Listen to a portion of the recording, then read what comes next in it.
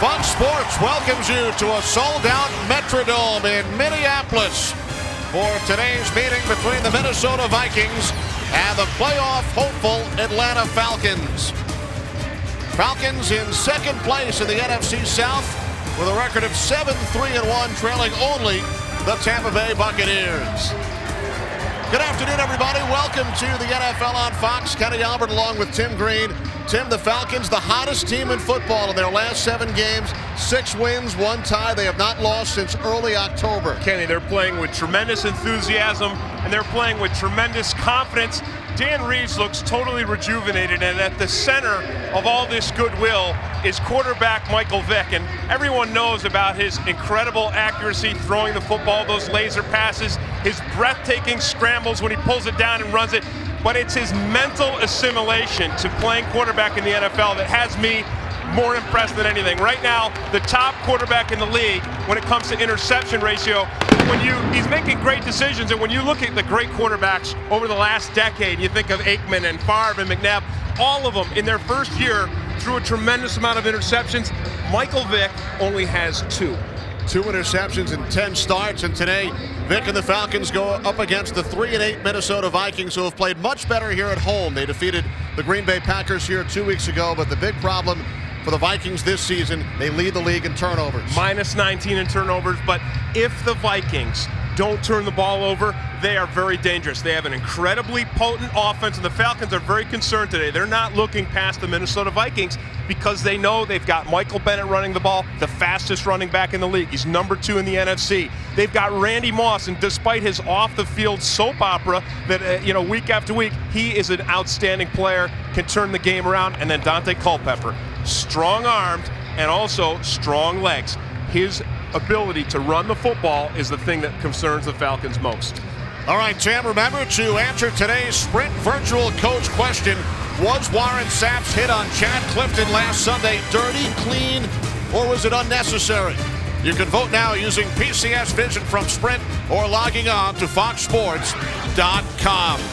Coming up, Dante Culpepper, Michael Vick, the Minnesota Vikings, and the Atlanta Falcons next on Fox.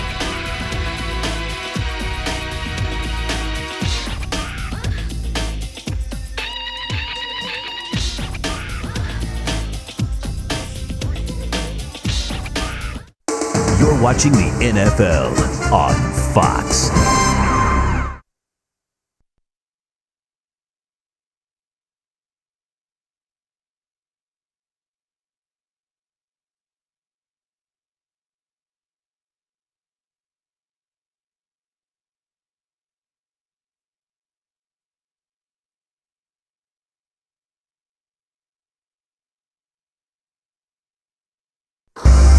Fox Sports welcomes you to the following presentation of the National Football League.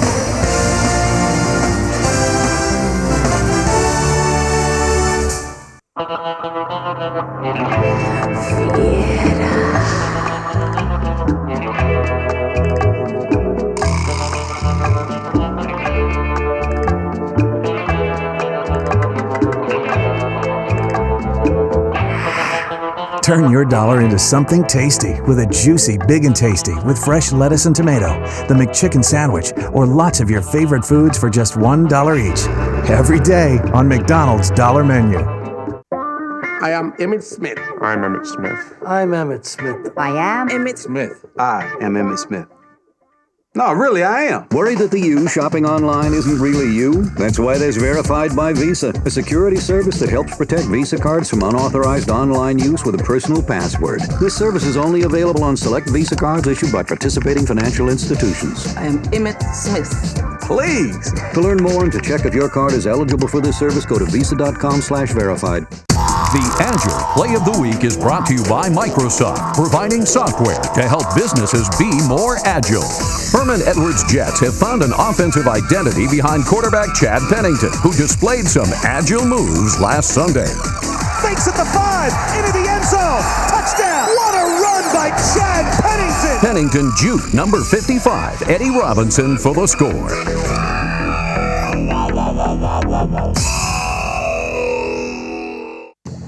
Gina? You know, when I was first hired, We didn't have all these fancy integrated systems. Our sales program wasn't even linked with accounting. Warehouse platform in Chicago wasn't linked to anything, not even shipping. Back then, orders took days. Now they just take hours. Wow, how long have you been working here? A couple of months now. With Microsoft Server software, you can quickly connect all aspects of your business. That's software for the agile business. From Microsoft. Welcome back to the Metrodome. Kenny Albert with Tim Green. The Minnesota Vikings have won the toss and will receive. Jay Feely getting set to kick off for the Falcons, who started the year 1-3. They are unbeaten in their last 7, 6-0-1. They've lost only 1 of 5 on the road this year. Back deep for the Vikings. Tyrone Carter replacing Mo Williams. Williams with a bit of a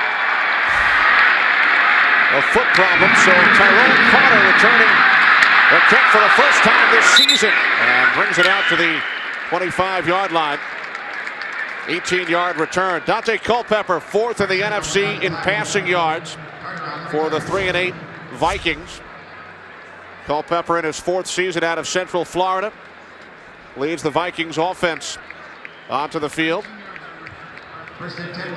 Vikings have struggled early all season long and oftentimes gotten themselves way behind in the first quarter. They went to a no-huddle offense in New England last week and scored 17 points. Culpepper to the fullback, Jim Kleinsaucer.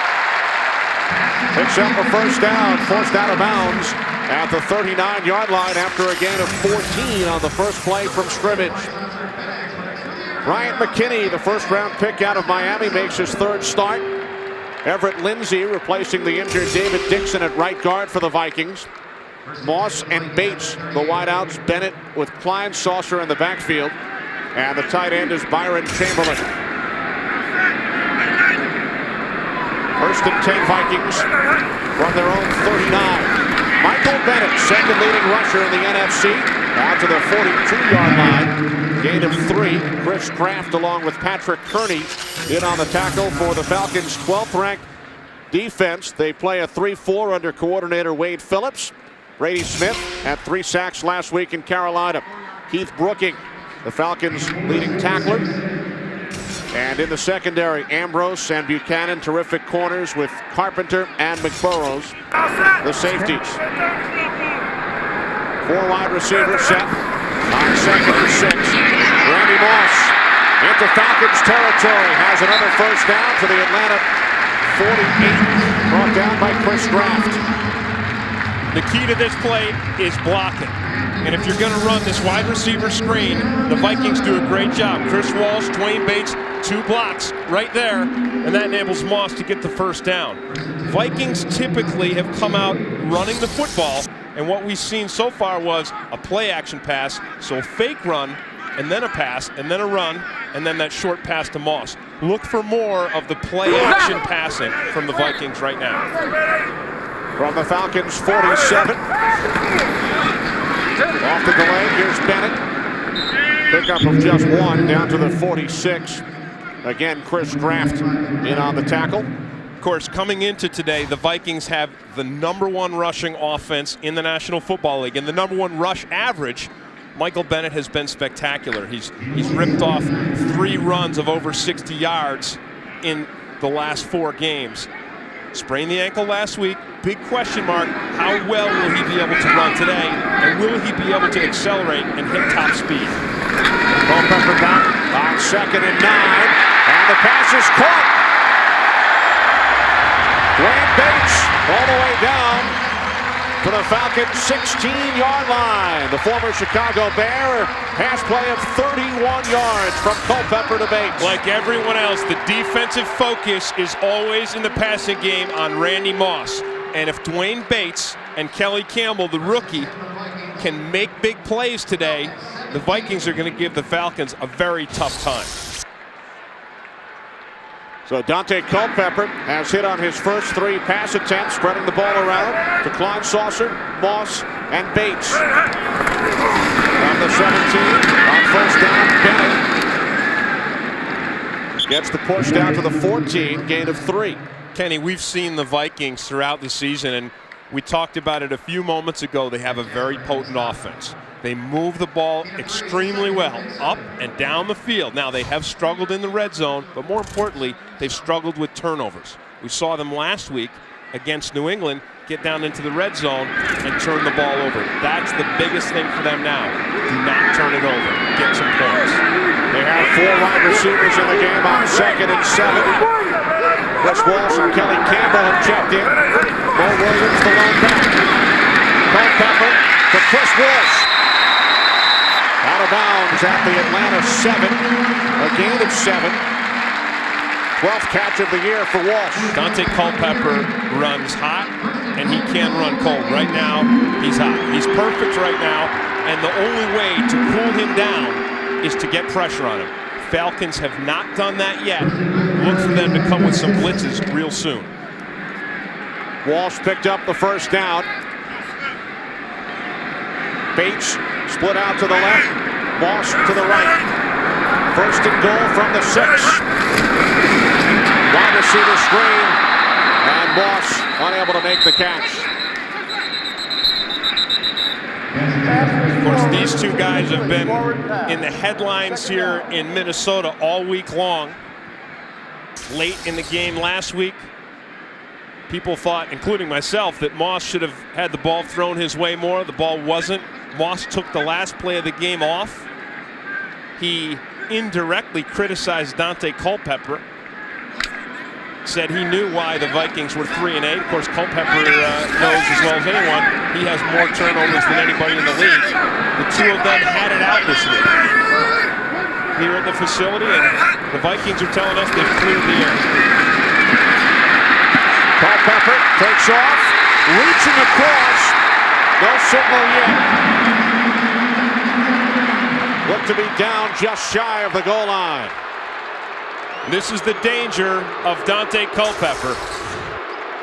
If he doesn't have anything downfield, he's got those strong legs. He's the number 3 running quarterback in the NFL. Number 1 is Michael Vick.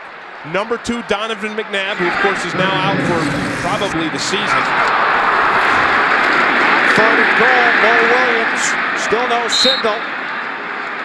And Williams, who has scored 10 rushing touchdowns, was stopped shy of the goal line.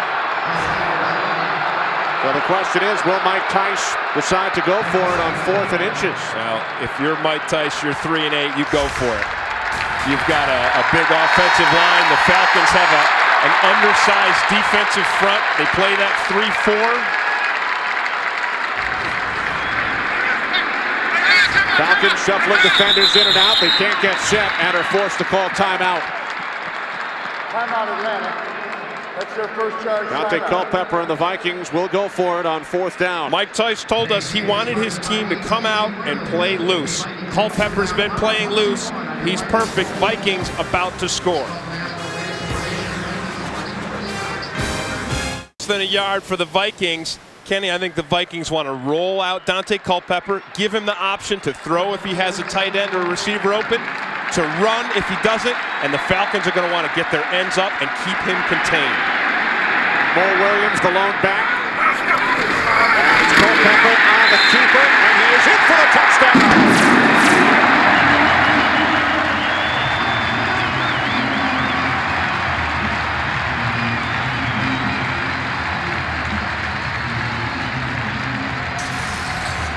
Make everyone think you're going outside. It's an empty set right behind the best offensive lineman you've got. Matt Burke, the center. Dante Culpepper, big, strong runner, clearly over the goal line. Culpepper's 6th rushing touchdown this season. Gary Anderson adds the extra point. An 11-play, 75-yard drive for Minnesota. Down to the early lead as they score on their opening drive. Dante Culpepper 4 or 5 in the air and scored on the 4th down quarterback sneak. Short kickoff by Hayden Epstein, taken at the 11 by Allen Rossum. Rossum up the middle after the 29. The last time the Vikings jumped out to a lead, Kenny, they were playing here against Green Bay. They won that game in a big upset.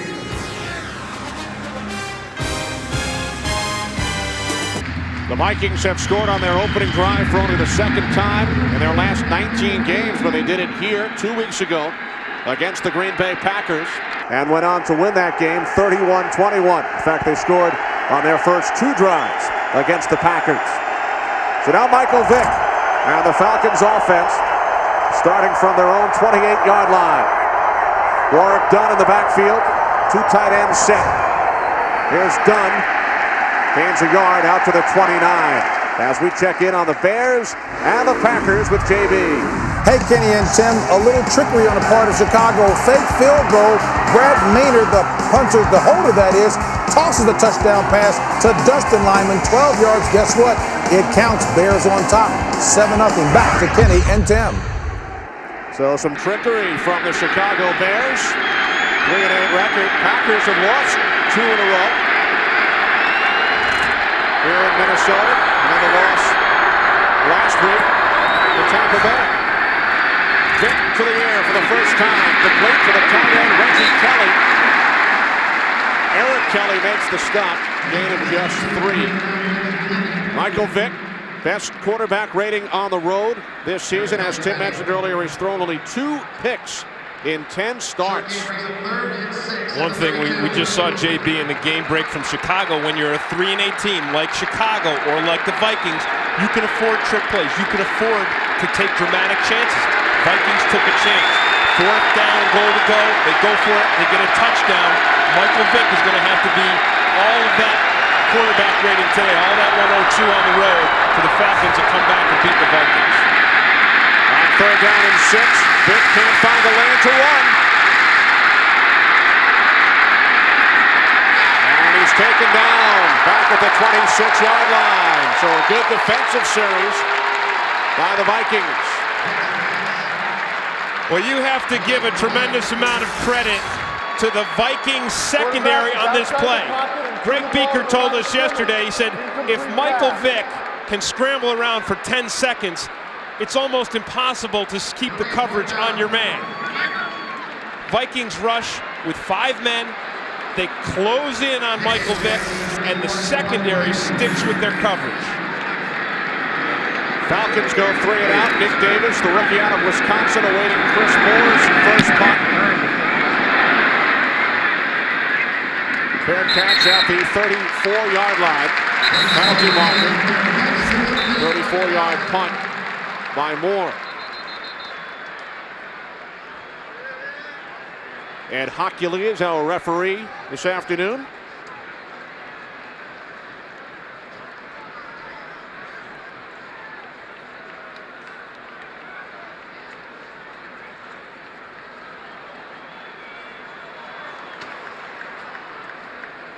Two penalties signaled against the Vikings. I was going to say, nothing unfamiliar to the Minnesota Vikings. They lead the National Football League in penalties.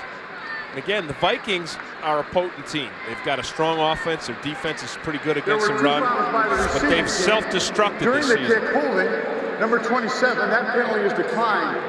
There was also a personal foul, unnecessary roughness, number 16. That penalty is enforced from the end of the kick.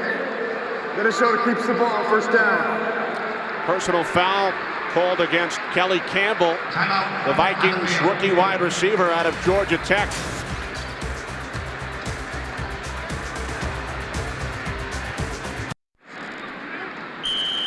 Last week against the New England Patriots, Dante Culpepper said he felt best running the no-huddle offense. He looked great on the first drive for a touchdown without the no-huddle. We'll see if the Vikings get to it here on the second drive.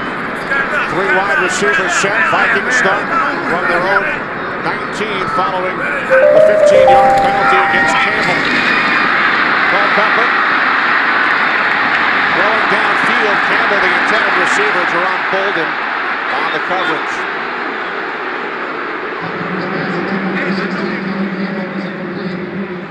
Well, I said pressure was going to be the key for the Falcons defense to disrupt Dante Culpepper's rhythm. That's exactly what they did on that last play. They got pressure right up the middle from Ellis Johnson, the nose guard, forcing Culpepper to scramble, and he throws it away. And the Vikings do, in fact, go to the no huddle. 3 wide receivers.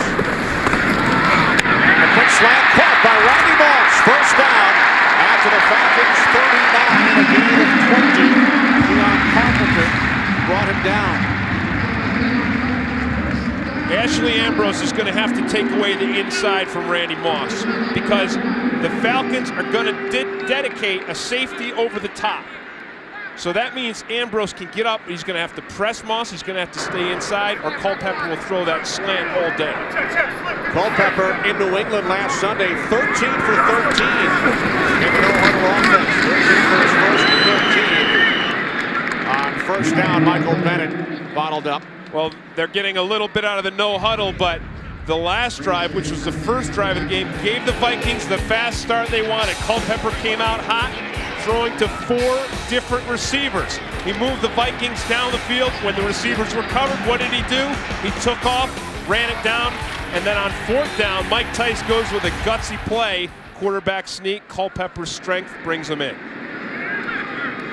Second and 11 following the loss of a yard by Bennett on the previous play. Ron Saucer unable to make the catch. Setting up 3rd and 11. They go to Kleinsaucer, and on that last play, instead of pressing Randy Moss, Ashley Ambrose is left by himself, so they don't give him a safety over the top. And watch what Ambrose does. He comes way off, because one thing you don't want Randy Moss to do is to get up on top of you. That's where he makes his most stunning plays, deep downfield. Lost 72 receptions this season. 2 so far today, trailing only Terrell Owens in the NFC. 3 wide receivers set, 3rd down and 11 for Culpepper and the Vikings. Culpepper looks to take off, and he's taken down. Brady Smith, who had 3 sacks last week, along with Ellis Johnson. Falcons had 8 sacks in their win over Carolina last Sunday. Falcons are number 2 in sacks per pass play in the league. They've got this new 3-4 defense. They're playing a 4-man front right now because it's a passing situation, but Brady Smith, Pat Kearney, Ed Jasper, they've all really thrived in Wade Phillips' new defense that he brought to the Falcons. Kyle Richardson punting from his own 25, taken at the 17 by Allen Rawson. Penalty flag on the field. Only a 1-yard return by Rawson. Tyrone Carter downfield with the tackle on special teams. And Ed Hockley will sort out the flag. When you think about the Falcons defense, and they had a nice series right there to stop the no huddle, people always talk about you've got to have players to make plays and players. I think coaches are incredibly important, just as important as the talent, and the Falcons defense exemplifies that. Essentially the same personnel this year as last year. Last year, the 30th ranked defense. This year, they're 12th. Illegal hands to the face. Receiving team number 84 during the kick. It's a 10-yard penalty enforced from the end of the kick. Atlanta keeps the ball on first down. Sean Jefferson, the guilty Falcon. And Wade Phillips has, in fact, done a tremendous job, Tim, with the Atlanta Falcons defense. Vikings leading the Falcons 7-0. Following the penalty on the punt return, Falcons will start from their own 9-yard line. They went 3 and out on their first series, gained only 4 yards.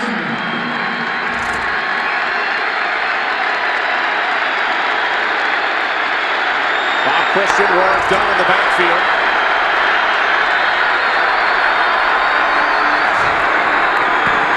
It's Dunn. On the first down handoff. Gains just a yard. Nick Rogers made the tackle. Up front for the Falcons, Whitfield, Claridge, McClure, Forney, and Weiner, the men protecting Michael Vick. Jefferson and Finner in the wideouts. Dunn and Christian in the backfield. Reggie Kelly, the tight end. Falcons have been using a lot of 2 tight ends and oftentimes 3 tight ends, where they bring in Crumpler and also Brian Kozlowski.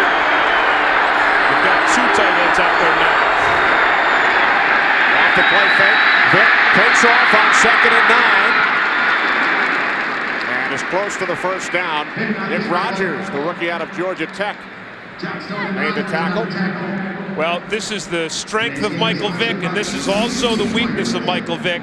He picks up a first down here. Look at his great running ability, his elusiveness, but watch the hit he takes. This is the danger. He cannot continue to take the shots. Right now, he has 2 AC separations. His right shoulder and his left shoulder, he's got separations that he can't even do a push-up right now. He says normally during the season, he lifts all season long to stay strong. He cannot lift weights right now. Yet he can still fire the ball 50 yards downfield. Here connects for a 9-yard pickup to the tight end Reggie Kelly. Vikings ranked 29th defensively. Chris Hovan, 2 sacks in New England last week. Beekert, longtime Raider, is the leading tackler for the Vikings. Kelly and Williams the corners. Williams making his 3rd start as they move Corey Chavis, strong safety. Chavis has done real well at the safety position. The Vikings think their secondary, and the Falcons think the Vikings secondary is a lot stronger with Chavis back there. The pitch to Dunn on first down, and Warwick Dunn finally brought down after a gain of 7, setting up 2nd down and 3. And the thing that always surprises me about Warwick Dunn, it doesn't surprise me to see him make these spectacular cuts out in the field and make people miss. The thing that always surprises me whenever I see it is you get into a big scrum, you get into a big pile, and Warwick Dunn doesn't just go down easy. I mean, he keeps his legs going and he runs like a big man when he gets into a pile, and he's not a big man. Check out what he's done the last 7 games, averaging close to 100 total yards, and the Falcons haven't lost during that stretch. Clearly, he has become much more comfortable with this Falcons offense. 2 tight ends. The pitch to Dunn on 2nd and 3. Looks to cut it back inside. And the stop about 2 yards shy of the marker. Lance Johnstone, the first Viking. You see what I'm saying, though? There were 5 Vikings on him, and he still didn't go down. I mean, that's what a big man does. That's what T.J. Duckett does. They try to get to the outside. And the Vikings defense does a good job of bringing him back to the inside. Kenny Mixon is the defensive end there, who turns this play back. And then the rest of the defense rallies. You see Dunn never ends up hitting the turf on that play. 3rd down and 2. Falcons have to get to the 40 for a first down. And they do. As the pass is caught by Bryant Mckinney, the Falcons' leading receiver. And Atlanta moves the chain. Well, Bryant Mckinney had his first 100-yard day last week against the Carolina Panthers since he was in Barcelona with the Dragons over in Spain. NFL Europe player who has really made a home for himself over here. And Todd Bauman, who's the Vikings' backup quarterback, was the guy who was throwing the football. Mckinney with a team-high 40 receptions. Into Vikings territory, Warwick Dunn picks up 3 down to the Minnesota 48. Tackled by former Falcon, Andre Crockett. You always have your best days, and we've seen it all season long. I mean, all the years we've been together broadcasting these games, whenever you play against your former team, you bring a little bit more. You bring a little bit, something special. You clean out the cupboard and unload everything. There's Ronnie Bradford. He's also a former Atlanta Falcon. Chuck Wiley, a 3rd ex-Falcon on the Vikings defense, has checked in, replacing Chris Hovan. 2nd down and 7. Vick fires downfield off the fingertips of Sean Jefferson. 3rd and 7 coming up, but first, we check in once again with James Brown. JB? Kenny and Tim, Panthers trying to snap an 8-game losing streak. A Tim Couch pick led to this play by the Panthers. Rodney Peete, 24-yard pass play to Wesley Walls, 7-3 Panthers. And then Priest Holmes, 5-yard touchdown run, 10th straight game with a rushing touchdown. League leader with 21 overall, 7-0 KC. Kenny and Tim. Thanks, JB. Hey, JB, I think buying your wife a golf shirt was a very nice gesture. It's the thought that counts. Don't listen to those other guys. I agree. Vick looks to escape on 3rd and 7. Sixth-round draft pick out of Georgia Tech. Rodgers brings down Vick, his second sack of the season. The Vikings wanted to rush 5 men. They put Hovan, who's normally a tackle, on the outside. They wanted him to drive deep to keep Michael Vick back to the inside, and Nick Rodgers was going to be the other end. So oftentimes today in passing situations, the Vikings are going to play essentially a 5-man front instead of their normal 4-man front in the nickel defense. Nick Davis taken down back at the 11-yard line by Kevin McAdam, rookie out of Virginia Tech, getting downfield on special teams. Well, coming up next in the second part of our doubleheader, Kurt Warner and the Rams look to keep their playoff hopes alive as they take on Hugh Douglas, A.J. Feely, and the first-place Eagles. A full day of NFL action continues next on Fox. Of course, everyone thought the Eagles were going to fold when Donovan McNabb went down, but then the Eagles came back. They crushed the San Francisco 49ers on Monday night. And St. Louis, I mean, they are in a must-win situation. I think they're going to have to win out their last 5 games to make it into the playoffs. A rematch of the NFC Championship game. Vikings start from their own 11-yard line, leading 7-0. Michael Bennett out to the 14-yard line for a gain of 3.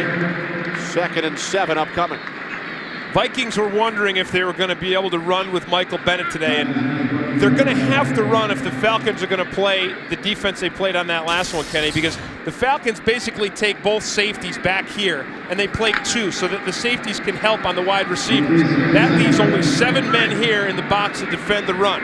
That means there's 1 Vikings blocker for every Falcons defender. When you have that advantage, you got to get more than 3 yards.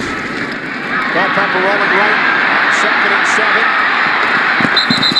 Out of bounds at the 16-yard line. Forced out by Keith Brooking. 22 seconds remaining in the quarter. Vikings facing a 3rd down and 5. Well, one guy we've not seen so far today catching the ball is Kelly Campbell, the Vikings rookie who is from Atlanta, played at Georgia Tech. And the Vikings wanted to use him today, I think, to run a lot of crossing routes. He's kind of a quick guy, not a big guy, but a lot of speed. Caught 6 passes in New England last week, including his first NFL touchdown. Culpepper on 3rd and 5, and instead it's Moss on the crossing route, who makes his 3rd catch, picks up the first down as the Vikings move the chains. They scored on their opening drive for the 2nd time in 3 weeks and lead the Falcons after 15 minutes, 7-0. Tim have played much better at home this year, and today they score on their opening drive. Well, they've played better at home, and they've got the crowd with them. And the other thing is, Kenny, we talked about it. This is a potent offense. This is a good team. I know they're 3-8, but the thing that's killed them has been turnovers. They've not turned it over so far, and if they continue to protect the football, they're going to give the Falcons a real run for their money today.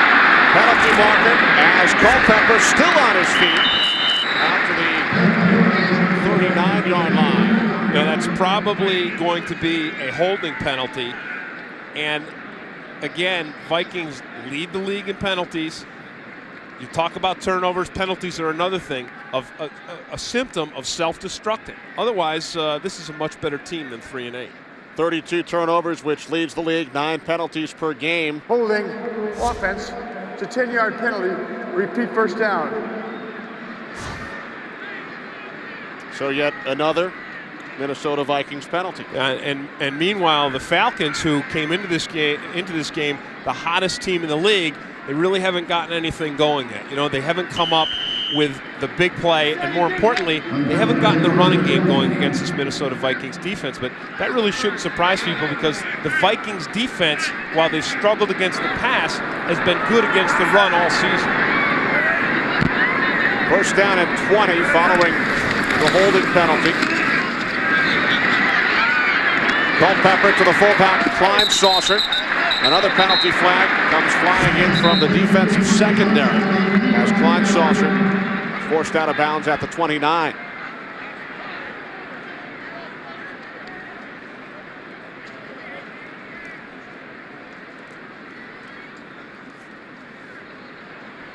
There was no foul for illegal contact in the play because the quarterback was out of the pocket at the time the pass was thrown at the time of the contact, therefore no foul.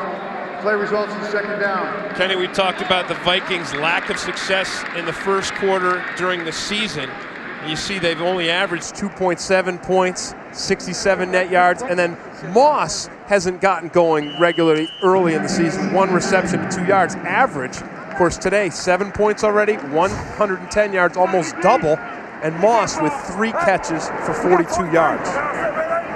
Dante Culpepper with the game's only touchdown on a 4th and inches quarterback sneak. Culpepper airing it out, looking for Moss. Yeah, that's going to be against Ray Buchanan because he grabbed Randy Moss, I believe. The way Buchanan is clapping it, it's going against Moss.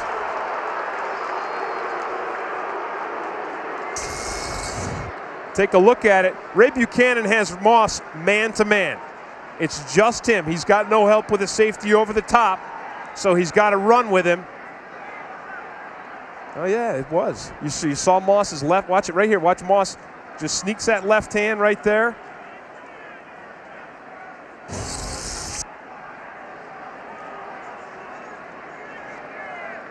So my eyes played tricks on me on that one, but not on the official. Pass interference, offense, number 84, 10-yard penalty, repeat second down. Well, the crowd doesn't like it, but clearly on the replay, Moss pushed off. And we check in once again with James Brown. JB. Kenny and Tim, what a way to close out the first quarter for Kansas City. Punt returner Dante Hall in the record books for Kansas City. The longest punt return for a score, 90 yards. Kansas City up 14-0. Hey, Kenny, tell Tim it was a complete outfit I bought my wife, and it was a thank you. That's all. Back to Kenny and Tim. That's all right, JB. Of course, they were giving JB a hard time. JB's, who's nearly flawless as a person. They gave him a hard time about the gift that he bought for his wife.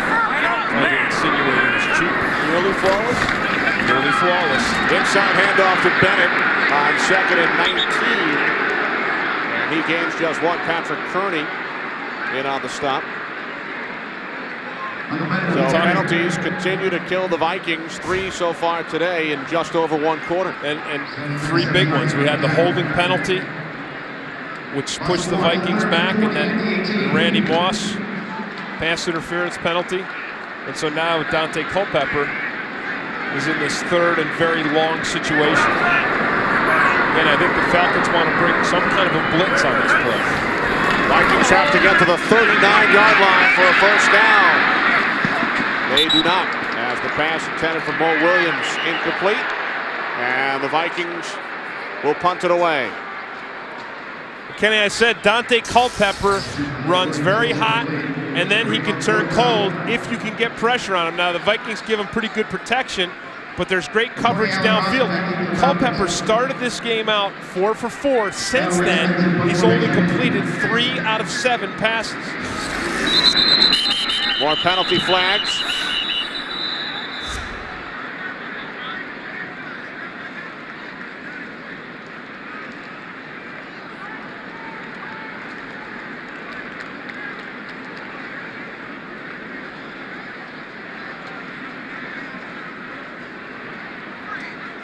Delay of game, defense.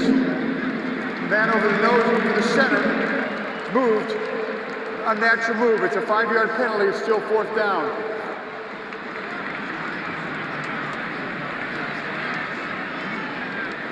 The flinch rule, as we call it. Not allowed to get up there and flinch to try to cause the offense to jump off sides. Gives Richardson some more room. And the punt partially blocked. Richardson's punt partially blocked. And this will set up tremendous field position for the Falcons. Looked like Kevin McAdam got a piece of it. Only a 17-yard punt as McAdam got in and partially blocked Richardson's punt.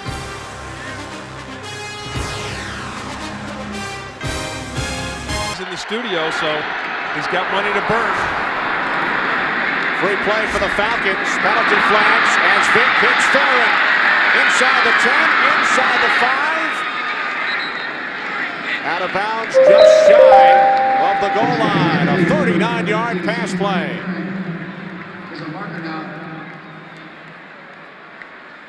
Offside, defense number 79.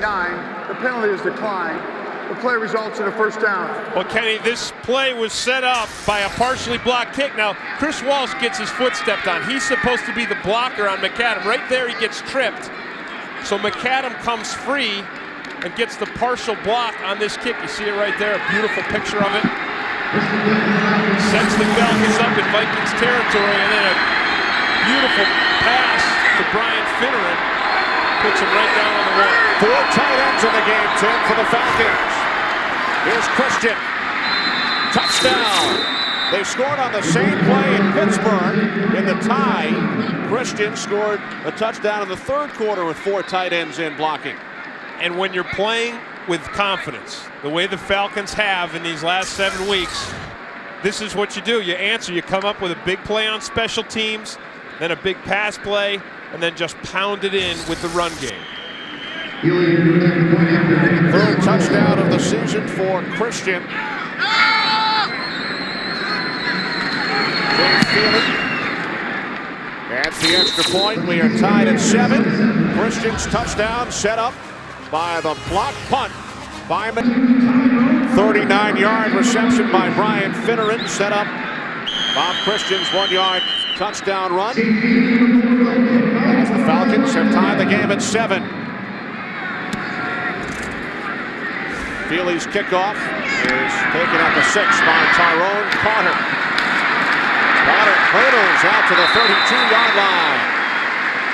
As we check in with Jeff Grayson on the sidelines. Jeff? Thanks a lot, guys. Vikings first-round draft pick Bryant Mckinney is back in the game, but earlier he was vomiting and had a nasty case of an upset stomach. He was listed as questionable, but obviously he's back in the game, back upstairs. One thing they've done with Bryant McKinney is put him in a 2-point stance permanently. He was playing in the 3-point on run plays and 2-point on passing downs.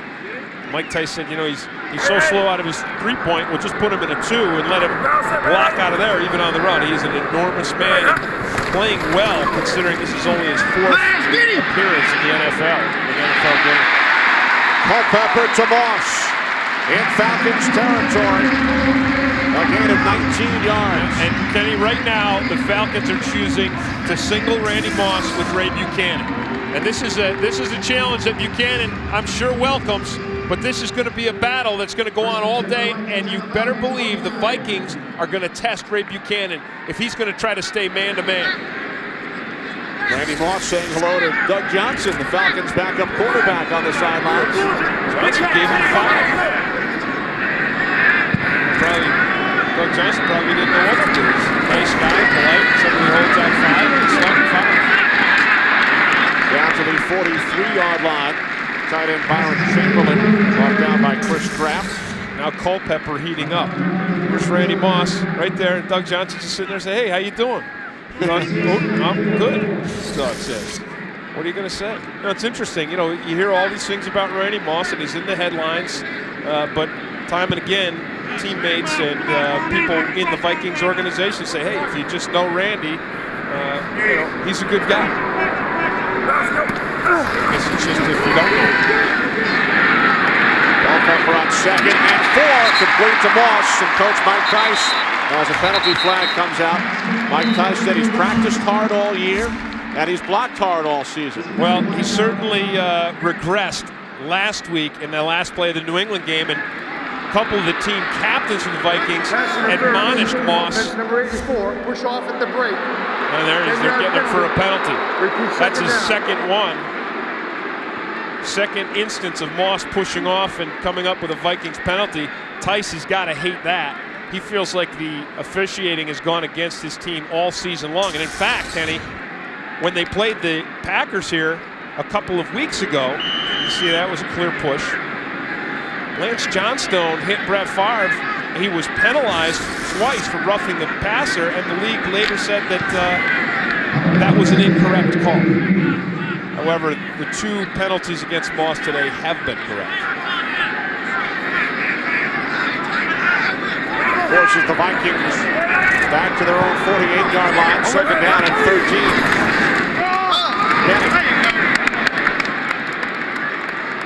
No gain.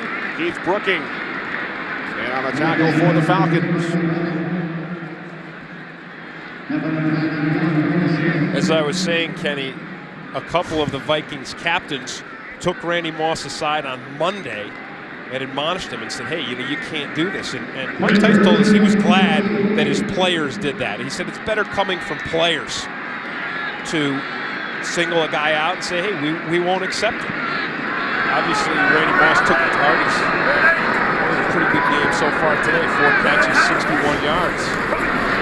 Early in the second quarter.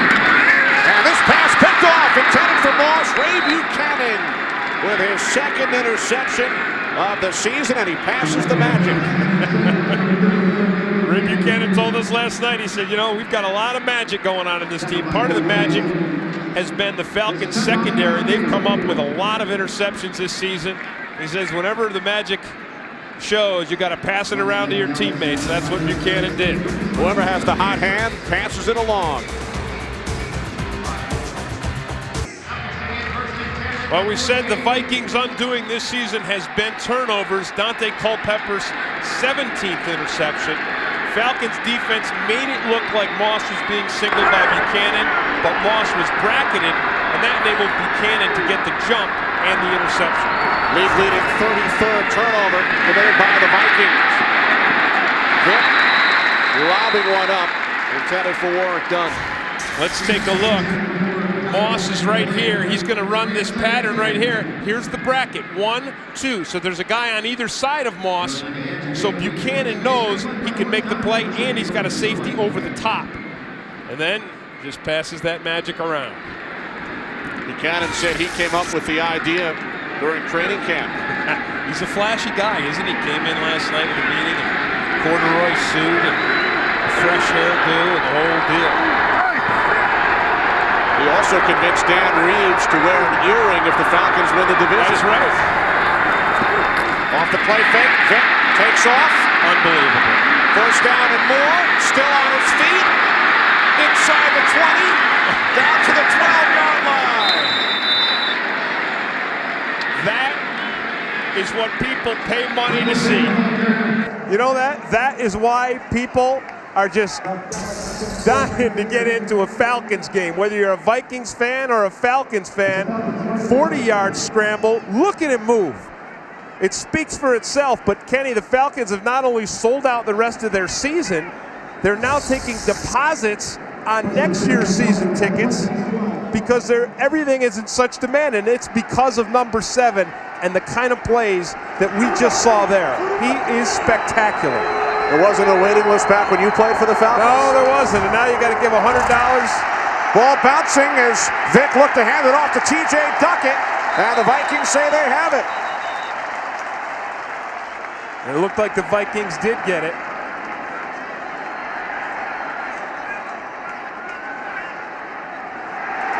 Vikings football. The handoff, Kenny, actually got knocked by Bob Christian, so it was some bad mechanics, and Dan Reeves is hot. Watch, Bob Christian knocks the ball right out of Michael Vick's hands, so Duckett never gets a chance at it, and the Vikings turn this thing around. Recovered by the former Falcon, Andre Crockett. Well, it looked like Michael Vick thought he was handing off to Bobby Christian. So each team with a turnover here in the second quarter. Looking to set up the screen to Mo Williams as we check in with James Brown. Kenny and Tim, no trickery involved here on this Chicago touchdown pass. Take a look, Jim Miller just drills this one to the tight end, Dustin Lyman, his second touchdown of the day and of his 3-year career. 14-3 Bears. Back to Kenny and Tim. All right, thanks, JB. Warwick Dunn heading off to the Falcons locker room. saying he has a sprained ankle. And the good news for the Falcons, if you can have good news in a situation like that, is TJ Duckett is running for 4 yards a carry, same as Warwick Dunn. So they do have a backup runner. Culpepper looking for Moss. Incomplete, out of bounds. Ashley Ambrose on the coverage. Falcons starting to close the pocket on Culpepper, starting to pressure him, and that's what you have to do. If you allow him to stand back there, he's got that strong arm, and he likes to throw it deep downfield. Vikings drove 75 yards on 11 plays on their opening drive, but since then 2 punts and an interception. Now a 3rd down and 10. Vikings only 1 for 5 today on 3rd down. They have to get to the 25 for a first. Culpepper wrapped up by Patrick Kearney, threw it away. Great job by Kearney. You know, Kenny, this is that 3-4 defense. You never know which of the 4 linebackers is going to come and then make it look like a blitz. There's Kearney right there.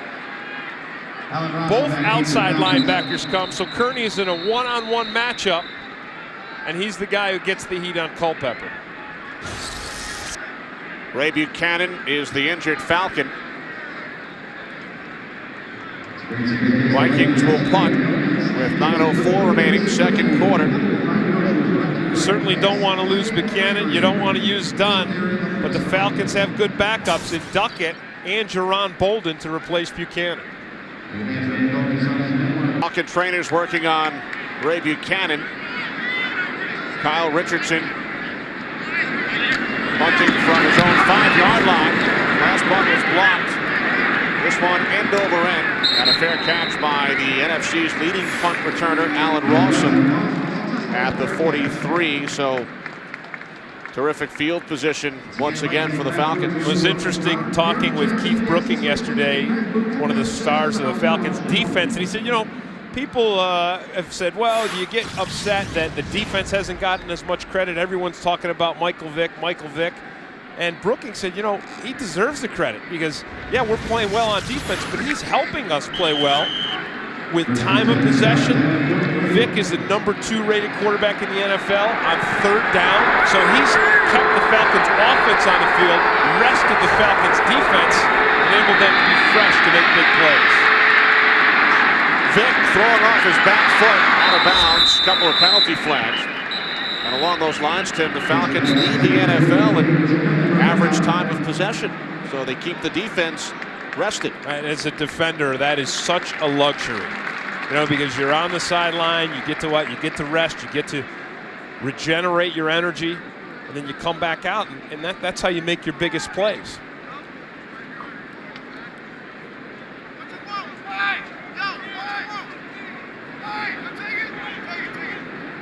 Talk about big plays. Vick had a 40-yard run just moments ago. Number 65 for the offense was illegally downfield before the pass. 5-yard penalty. Repeat first down. Keenan 40, the right guard. Vick's 40-yard run, 4 shy of his career long. He had a 44-yard touchdown run against Carolina.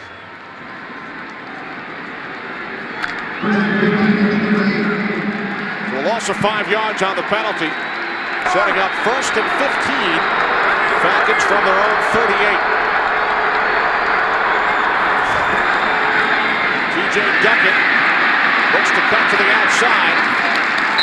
Gains just 1 up to the 39-yard line. Kenny Mixon brought him down. Duckett in due to the sprained ankle suffered by Warwick Dunn. Well, all 3 Falcons runners, TJ Duckett, Warwick Dunn, and of course Michael Vick, you got to consider him a runner. They all have over 400 yards. So the Falcons are the only team in the NFL with 3 guys over 400 yards right now. And that's what makes their rushing attack work. Of course, Michael Vick is a big factor there, and we saw that 140-yard run he had already today. Spectacular. Duckett, the rookie out of Michigan State. Here's Vick on 2nd and 14. Brings it out to the 47-yard line. Gain of 8 on the play. Lance Johnstone made the tackle, setting up 3rd down and 6. Well, one thing the Vikings wanted to do coming into this game was constrict the pocket. They wanted to take the throwing lanes away and then just push in over the top and force Vick to come out on the inside and then hopefully have someone bring him down. That's what Lance Johnson did. George O'Leary, of course, the former Georgia Tech head coach, coaching the defensive line, working with those guys all week and talking to them about squeezing the pocket. 3rd down and 6, incomplete. Vick looking for Duckett. I think squeezing the pocket worked on that play because Michael Vick was forced to move inside the pocket. Watch it here. Watch how they work it.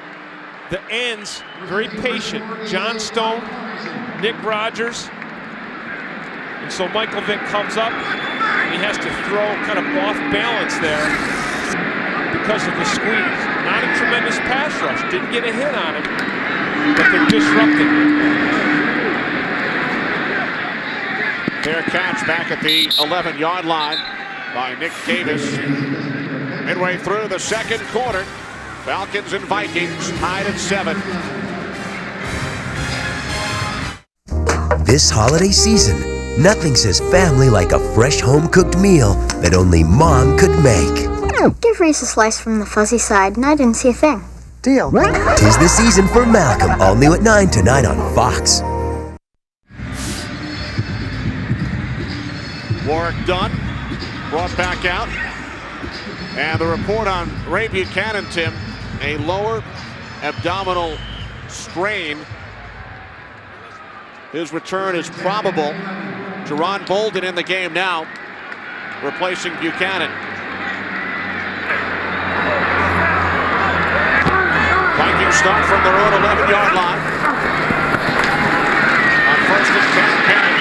And he's wrapped up, brought down by the reigning NFC Defensive Player of the Week, Brady Smith. And he gives Bryant McKinney a little welcome to the National Football League. McKinney, his job on that last play was to cut Brady Smith off. And here's why, McKinney may want to think about getting down into that 3-point stance. He's in the 2-point, and so it was easy for Brady Smith to get right up under McKinney and make that play in the backfield. Falcons with the Defensive Player of the Week 3 of the last 4 weeks.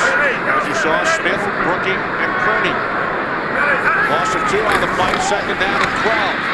Culpepper hit as he throws. And it will be 3rd down and 12 coming up for the Vikings. Falcons with that 3-4. Here comes the pressure. This time Chris Draft comes. Theory comes from the outside. Sam Rogers comes. So the Falcons send 3 of their 4 linebackers on a blitz. And they disrupt Culpepper again. Culpepper had the hot hand early, hitting on his first 4 pass attempts. But since then, he is just 5 of 14.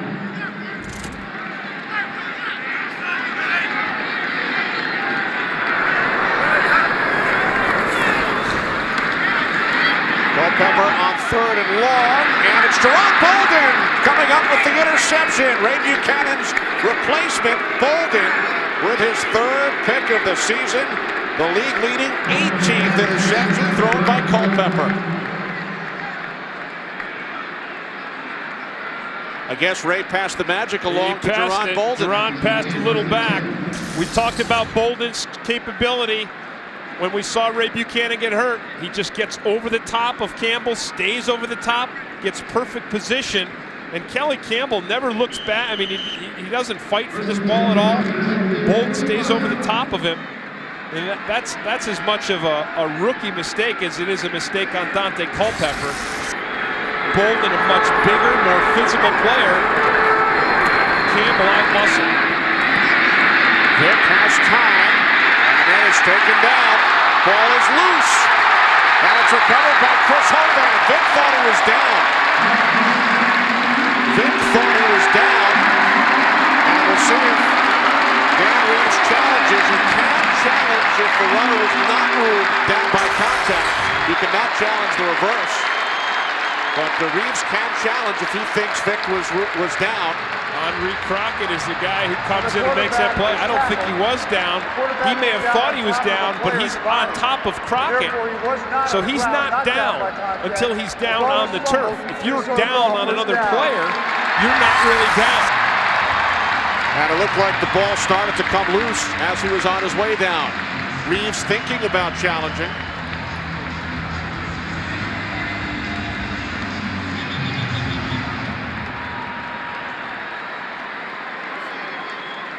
If the officials ruled a player down by contact, you cannot challenge. But if a player is not ruled down by contact, then you can challenge. Atlanta's challenging the ruling on the field. The runner was not down by contact. And there must be indisputable visual evidence, as Ed Hockley will take a look for him to reverse the call on the field, which was that Vick was not down. Henri Crockett makes a really nice play on this. He comes out of his pass coverage, which is a dangerous thing. To come out of your pass coverage into the rush and try to bring down Michael Vick. See, Vick's not down yet. Right there. He's still not down. The ball's totally out, and he's still not. Now he's down. I agree with you. The Falcons are not going to win this challenge. No, not at all. There's the ball. He's losing it. Even if you say he has it, he's still not down. Now he's down. So for the second time, immediately after a Culpepper interception, the Falcons give it right back.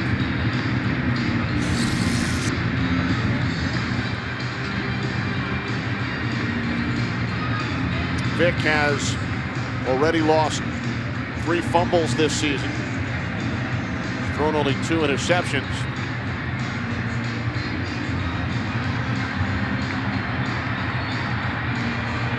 So if Ed Hockley agrees with us, the Vikings will take over on the Falcons' 36-yard line.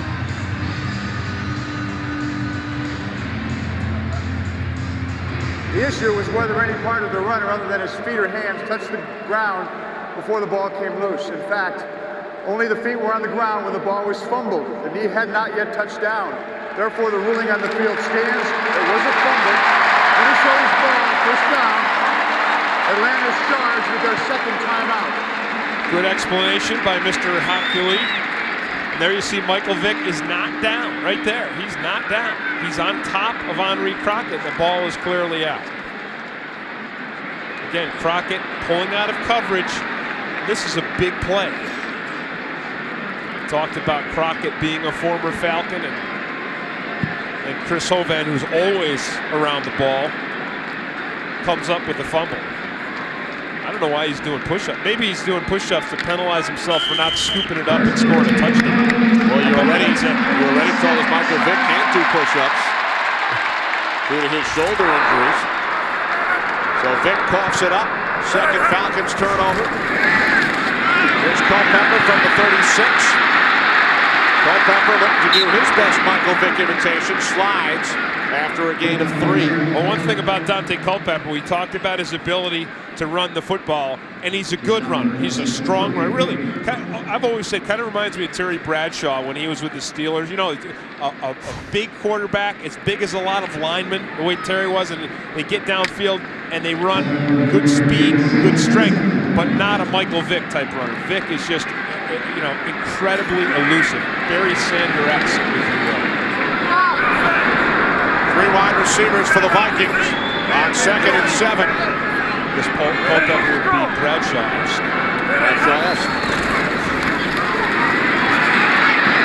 Culpepper looking for Moss, batted away by Ashley Ambrose. Well, Patrick Kearney plays left end, but what he does, he comes on a stunt here. He loops around, and the nose tackle, Ed Jasper, does a great job of using up 2 Vikings blockers. And then Ashley Ambrose working here on Randy Moss. Remember I said earlier he's got to take away the inside, and that's what he did on that. He's got help over the top, but you've got to take the inside away from Randy Moss. Moss now lined up in the slot to the right. 3rd down and 7. Culpepper 0 for his last 7. Culpepper Culpepper takes off, picks up the first down, and more. Down to the Falcons' 13-yard line. A gain of 20 for Dante Culpepper.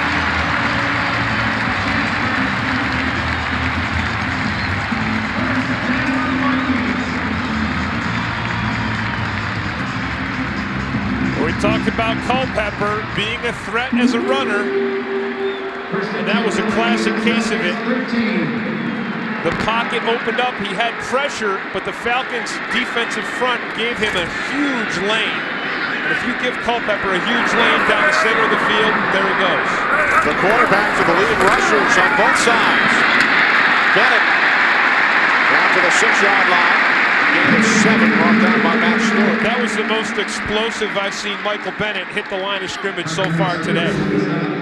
So maybe a sign that he is overcoming a little tentativeness due to that sprained ankle. I think for the Vikings to win, they're going to need more out of 1.6, more out of Bennett than a 1.6 average. Normally it's 5.5. Second down and 3. Culpepper to Moss. Close to the first down. Jerron Bolden made the tackle. Randy Moss's 5th catch of the game. Real nice play by Jerron Bolden. Really nice, because Randy Moss is an exceptional athlete. So Bolden's giving him some space. He reacts to this play, zeroes in on his hips, and makes the tackle. And Moss did not pick up the first down, so it's a 3rd and 1 from the 3.5. Well, Williams has the first down, down to the 2.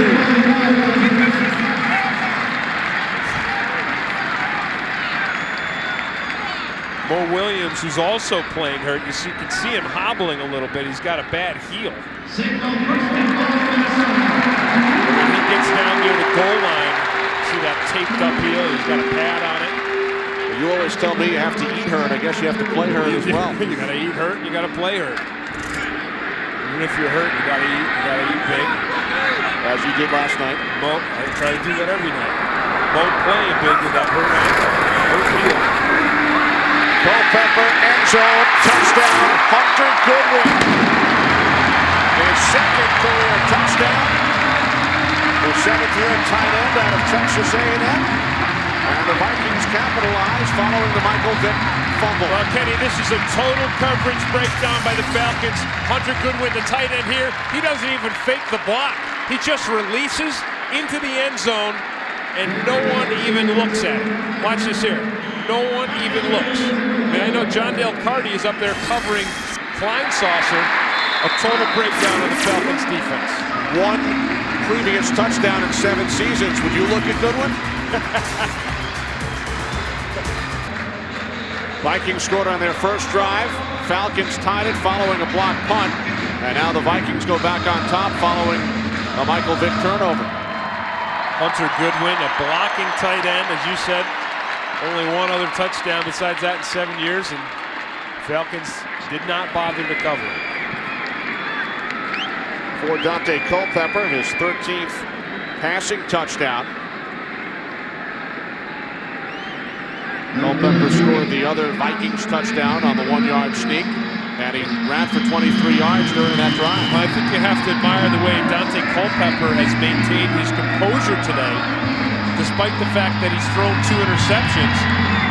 And you certainly have to appreciate, if you're a Vikings fan, the Vikings defense, which have taken those interceptions and turned them into Falcons turnovers immediately following the Vikings turnovers. Alan Rossum on the return. And the Vikings have also held the Falcons, who have scored 30 or more points 6 times this year, just 7 so far.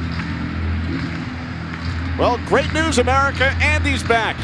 Andy Richter returns to Fox tonight with the season premiere of Andy Richter Controls the Universe, the show the TV Guide calls the best mid-season comedy. That's tonight at 9:30, 8:30 Central, following an all-new Malcolm right here on Fox. He's the guy that used to be on Conan O'Brien. That's right. He was the straight man for Conan. Well, first, you get to watch Andy Reid on Fox as he leads his Eagles against the Rams. So a little bit of Andy Reid and then some Andy Richter. They're both looking like they could use a little slim fast. I guess they eat hurt. Oh, yeah. Absolutely. It's DJ Duckett out to the 31-yard line. Warwick Dunn suffered the sprained ankle earlier this half. Duckett gained 8 as we work our way down to the 2-minute warning here in Minneapolis.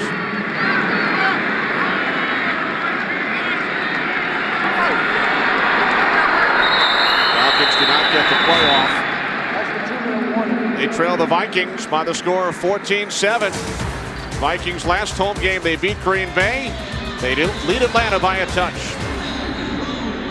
Here's a halftime report. JB, Terry, Howie, and Jimmy will have scores and highlights from around the league, and the Fox Sports Ticker will keep you updated with up-to-the-second stats. That's coming up on the Visa Halftime Report. And how did you like Jimmy Johnson's interview with Jerry Jones on the pregame show today? After watching that, you wonder if Jimmy's going to be back coaching the Cowboys next year. Makes you think. But it also kind of points out how fragile a winning organization can be. And once you disrupt that chemistry, for the Cowboys, it melted after Jimmy Johnson left. Duckett, no gain on 2nd and 2. Rodgers, Beaker, Crockett, all there. So a 3rd and 2 coming up for the Falcons. Timeout called by the Vikings. They hope to get the ball back, so they stop the clock. Vikings leading the Falcons 14-7. 3rd down and 3. Falcons have been 3rd in the NFL in 3rd down situations this year. They've been particularly good in 3rd and short. And the Falcons pick up the 1st down. Vick getting Brian Finneran for a gain of 6. Well, Finneran is a guy who dropped some passes earlier this season. He struggled a little bit. And interesting talking to Michael Vick, and he said every time Finneran dropped a pass, he'd come back to the huddle and I'd say, I'm throwing to you on the next play because I believe in you. Vick helped rehabilitate Finneran's confidence. Vick to the tight end, Algie Crumpler on 1st down out to the 45-yard line. Crumpler from a family of tight ends. His father, an NFL tight end. His brother played here in Minnesota, Carl Lester, in 1999. And he's a guy who doesn't need his confidence rehabilitated, right? He went to Dan Reeves in the first New Orleans game and told me had to get him the ball more. Here's Crumpler again, down the sidelines, out of bounds at the 39. He's the only Falcon, Tim, who's caught a pass in every game this season. And he picks up 16 on that play. Well, he's very talented. I mean, he may be pound for pound. He probably is pound for pound the most talented receiver the Falcons have. You know, he's a big man. He's a tight end. But he's very elusive, very difficult for linebackers to cover him man-to-man. He's got exceptional hands. 2nd season out of North Carolina. He's caught the last 2 passes from Vick. Falcons have 1 timeout. 46 seconds remaining. First half. 3 wide receivers. Vick looking for Finneran. And Finneran makes the catch for the touchdown. What a catch by Finneran. 39 yards for the score. His 4th touchdown this season.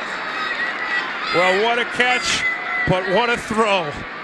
Man, oh man. And you know why it took the official a little bit to call it was he had to see if Finneran was able to hang on.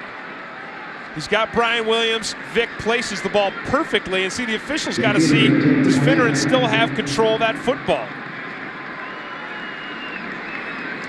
People have been asking for more deep passes by the Falcons. They just got a beautiful one right there. Perfectly thrown ball by Michael Vick. Excellent catch by Finneran. And the extra point from Feely. Michael Vick on that drive, 4 of 4, 70 yards and a touchdown to Finneran. You mentioned Brian Finneran had his first 100-yard game since Barcelona last week. He's only 4 yards shy of doing it again. Well, we've talked from the beginning about the level of confidence that the Atlanta Falcons have been playing with over the last 7 weeks. And that was a play of confidence. I mean, Finneran had some pretty good coverage on him by Brian Williams. Vick lays it up there perfectly, believing that Finneran is going to make the catch, and he does. It's just a beautiful effort, and Brian Williams really is almost, not to be faulted. He's right there on the coverage. He even goes for the stretch after Finneran has the ball in his hands. Finneran too short-handed. Touchdown pass, Tim, set up by the two short passes to the tight end, Crumpler. And Vick went long to Finneran. Tyrone Carter on the return. Dragged out at the 32-yard line by former Viking Artie Ulmer. So the Vikings go back to work. They have 2 timeouts and 32 seconds in the second quarter, now tied at 14. Again, Kenny, the Vikings with a potent enough offense to, even with just 32 seconds left, to try to go for a couple long passes, try to let Randy Moss make one of his acrobatic catches near the sideline and get some points, even if it's a field goal. And off Bennett, heading for the sideline, stopping the clock. Gain of 6 out to the 38. Took only 5 seconds. And some people might complain about a handoff to Michael Bennett, but Bennett has been so explosive that oftentimes the ball in Michael Bennett's hands can be as good as a big pass play, because if he gets to the second or third level of a defense, he's tough. He's just so fast, and defenders are geared towards slower runners, so they take poor angles on Michael Bennett. He has runs of 85, 78, and 62 yards in the last 4 weeks. Culpepper over the top to Bennett. Brings it down.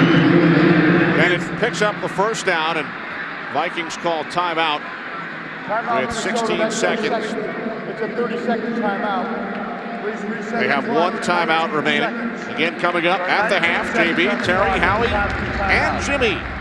Visa halftime report, scores and highlights. And the Fox Sports ticker will keep you updated up to the second stats. That's coming up on the Visa halftime report. 3 seconds, Tim, have been added, so now 19 seconds remaining. And I talked, Kenny, about Michael Bennett and how dangerous he is if he gets to the second or third level, but Keith Brooking is such a good linebacker. Watch him here. Look at this open field tackle against a guy who has tremendous speed and elusiveness. Brooking just zeroes right in on him. He's had a fantastic season.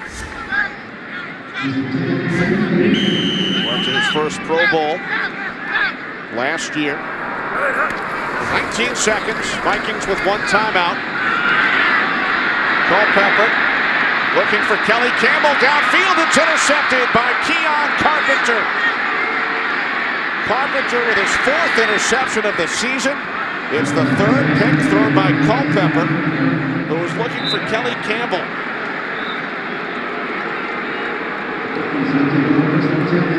This is the second time we've seen Dante Culpepper put the ball up in Kelly Campbell's vicinity. And I think that if you're going to make that kind of risky throw, you want to throw it in the direction of Randy Moss, who's 6'4", who has that incredible leaping ability. And if you're just going to put it up and say, all right, I'm just going to let my receiver try to make a huge play, Kelly Campbell is not the guy. He's inexperienced, and he's not very big.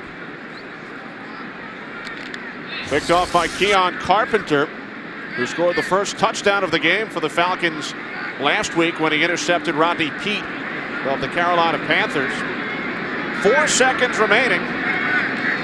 And Vick, who can throw the ball about 80 yards if he gets the opportunity. Again, throwing off his back foot. And it's deflected by Trevor Gaylor. Incomplete. As the first half comes to an end, I thought he was going to throw it out of the stadium like he does in that commercial. That looked like a punt, didn't it? He threw it so high and so far. Well, we saw an amazing run by Michael Vick on his 40-yard scramble today. That was an amazing throw. And then 2 39-yard pass plays to Brian Finneran, the last for the game-tying score. After each Culpepper interception, Michael Vick came up with 2 turnovers of his own, 2 fumbles, so the Vikings were able to take advantage of those. However, the Falcons stayed in the game because of this guy here and also because of Michael Vick. Michael Vick and Finneran hooking up on a couple of long pass plays, and that's why the Falcons have got 14 points in a tie ball game right now. Falcons head coach Dan Reeves is standing by with our Jeff Grayson. Jeff? Thanks, Kenny. Coach, they score first, but you get that one just before the break. What did you tell your guys at halftime? Well, we've made too many mistakes the first half. We turned the ball over in some key situations. You know, the key to the second half is we got to not make the turnovers and hopefully, continue to get them defensively. All right, Coach. Good luck in the second half. Back upstairs, Kenny. All right, thanks very much, Jeff. The Vikings, who lead the league in turnovers, now with 35, but they were able to force 2 Michael Vick fumbles. Right, and that's why they're still in this game. The interesting thing that we've seen, neither team able to run the ball successfully. Coming into today, Vikings, #1 running team in the National Football League. Falcons defense, they've really contained Michael Bennett, who has that sprained ankle. And then the same thing on the other side of the ball. So far today, the best and biggest runs have come from Dante Culpepper and Michael Vick. Vick, of course, with that 140-yard scramble, which was absolutely breathtaking, however, nullified by a fumble on the next play. And then Culpepper had a 20-yard run. The quarterbacks are the leading rushers. Vick with 57 yards on the ground, and Culpepper with 31 yards rushing. Michael Bennett only 21 on 10 carries. And Warren Dunn left midway through the second quarter with a sprained ankle. Hayden Epstein gets things started in the second half. Taken at the 5 by Allen Rossum. Rossum across the 25 to the 27. So the Falcons will go to work first on offense. Michael Vick, 8 of 13 in the first half, and Tim, both teams with 192 total yards. Yeah, the same total offense, and then both teams with multiple turnovers. You can almost discount the Vikings' last turnover. It was a desperate throw up by Dante Culpepper, intended for Kelly Campbell, the rookie. Falcons with 3 first half interceptions. Vick, a pair of turnovers. Falcons start from their own 27-yard line. On first down, the handoff. T.J. Duckett out across the 30. Greg Beekert forcing him back after a gain of 4. Well, Falcons start out running, Kenny. They want to establish the run game, but again, the thing that's kept them in this ball game are these 2 big pass plays, both of them from Michael Vick to Brian Finneran. Of course, that set up the Bob Christian touchdown, and then this one here with only a minute left to go in the first half. A spectacular throw by Michael Vick and an equally spectacular catch by Finneran. Second down and 6. Vick airing it out, looking for Finneran again. Brian Williams on the coverage, and Finneran had to turn himself into a defensive back to keep the ball away from Williams. That one was a little dangerous, and Williams had such good coverage on this. And you know, he's thinking deja vu. He got beat deep for the touchdown. This time he stays over the top. Finneran tries to come back underneath. You see the great leaping ability of Brian Finneran. That time he turned himself into a defender. 6'5", a big target for Vick. Third down and 6. Falcons have to get to the 37 for a first down. Vick in trouble. He escapes. And then lobs one downfield looking for Finneran. Corey Chavis on the coverage, and the Falcons forced the punt. Well, this is really good pressure and pursuit by the Vikings defensive front. You see there, it's a 4-man rush. Nixon forces Michael Vick out of the pocket, and there's Hovan again, and he forces Michael Vick to throw this thing on the run. And one thing you've seen a lot of is the Vikings defensive front forcing Michael Vick to scramble not to his left, but to his right, where his passes are not going to be as accurate because he's a left-handed passer. Throws with his left hand, does everything else with his right. Fair catch, Nick Davis, 30-yard line. Vikings scored on their first drive in the first half. Can they do it here in the second? Vikings go on offense for the first time here in the third quarter in a 14-14 game, starting from their own 30-yard line with 3 wide receivers. Bennett, the lone back, off to Michael Bennett, and he gains 4 out to the 34-yard line. Sam Rogers made the tackle. As we said just a moment ago, Kenny, the Falcons defense has done a really good job of limiting Michael Bennett. And it was interesting talking with Keith Brooking, because if you look at the Falcons, their defense is ranked number 26, which is not good against the run. But he said, you know, if you break it down, we've been weakest against plays like reverses and quarterback scrambles. Bennett up the middle, his biggest run of the day. Down to the Falcons, 44, gain of 22 yards. Well, this is neither a scramble nor a reverse. This is just right at you. The Vikings doing an excellent job of blocking up front. They give Michael Bennett a hole. He's playing with a lot of confidence later in this season. He told us last week that his rookie year, he really was running scared. This year, he's reading the holes better. There was a nice hole there for him to read. Pepper looking to throw on first down, can't find anyone, and he was in the grasp. Before he got rid of the football to Bennett, he was in the grasp of John Theory. A loss of 10 yards on the Falcons sack. Well, Dante Culpepper had to hold the ball quite a while because Jerron Bolden, Falcons cornerback replacing Ray Buchanan, knocks Randy Moss right off his feet. Now that's a legal hit. You can hit the receiver frontally in the first 5 yards.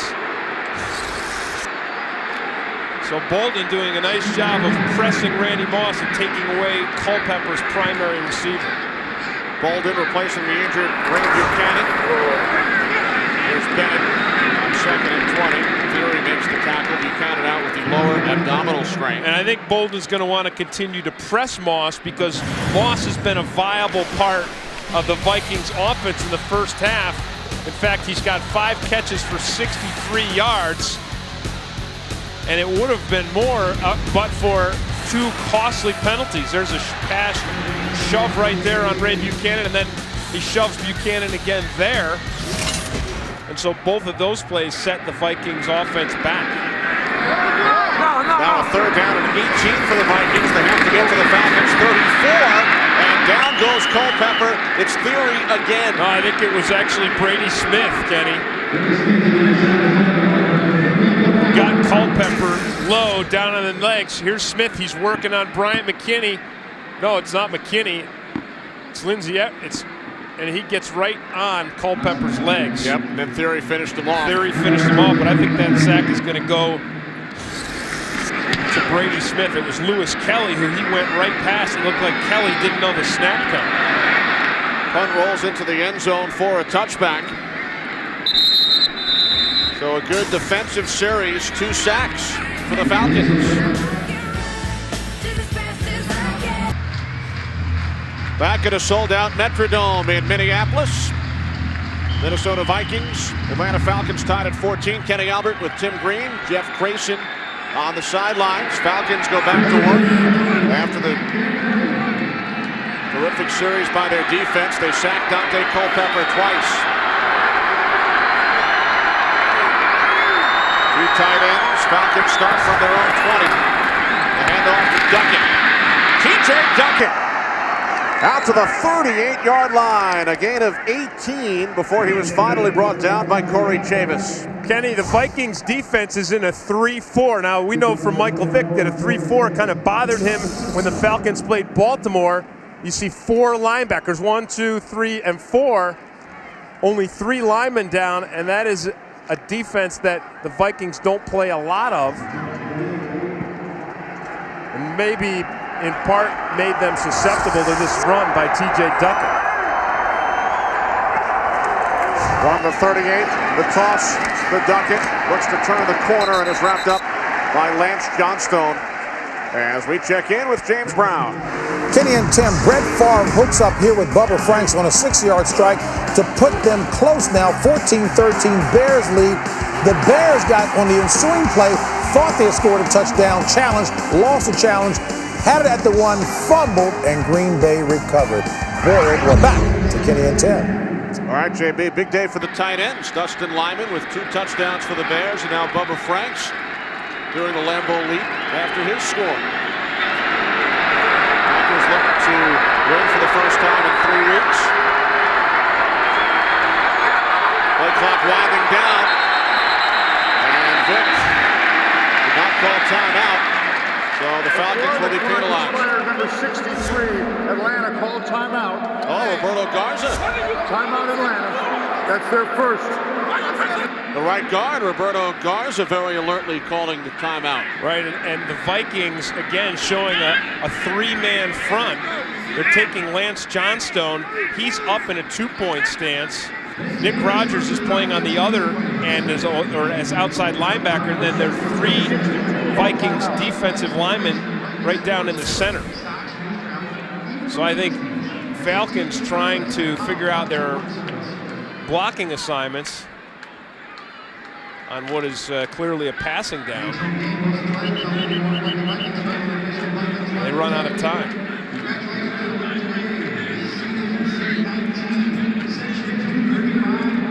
So following the timeout, Falcons will set up at their own 38-yard line, 2nd and 10.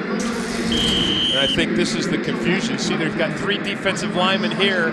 You got Johnstone here and Nick Rogers there. So kind of a confusing formation. Again, kind of a 3-4 look from the Vikings that they've not shown this season. Now Lance Johnstone's back down in a 4-point stance. Play action on 2nd and 10. Vick, incomplete. Finner in the target and a penalty marker. It's against the Falcons.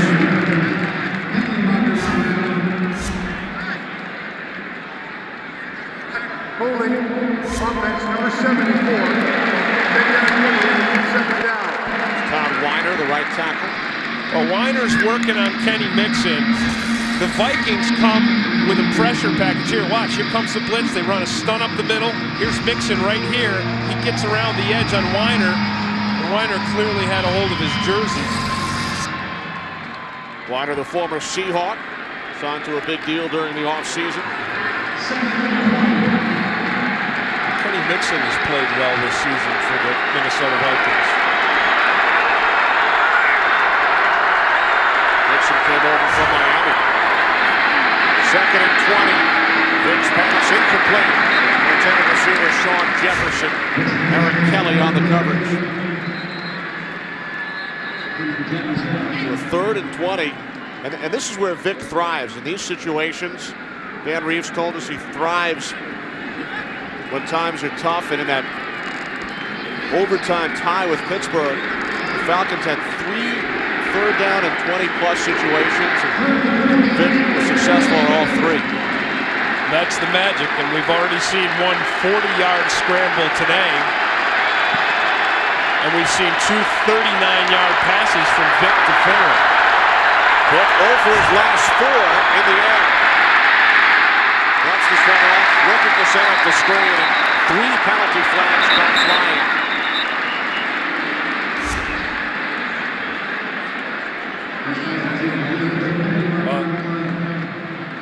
That was a poorly executed screen pass by the Falcons. Pass by an ineligible member of the offense, number 65. The penalty is declined. Brings up 4th down. Kenny Mixon again. Vikings only come with 3. Mixon's McClure is supposed to let Mixon go, but he's got to stifle him first. He's got to shut him down. And Michael Vick has to throw this ball before he's ready to throw it, before the screen pass can develop. So Mixon with another excellent pass rush. Chris Moore punting from his own 18. Good hang time. And a fair catch at the 27-yard line by Nick Davis. A 45-yard kick by Moore.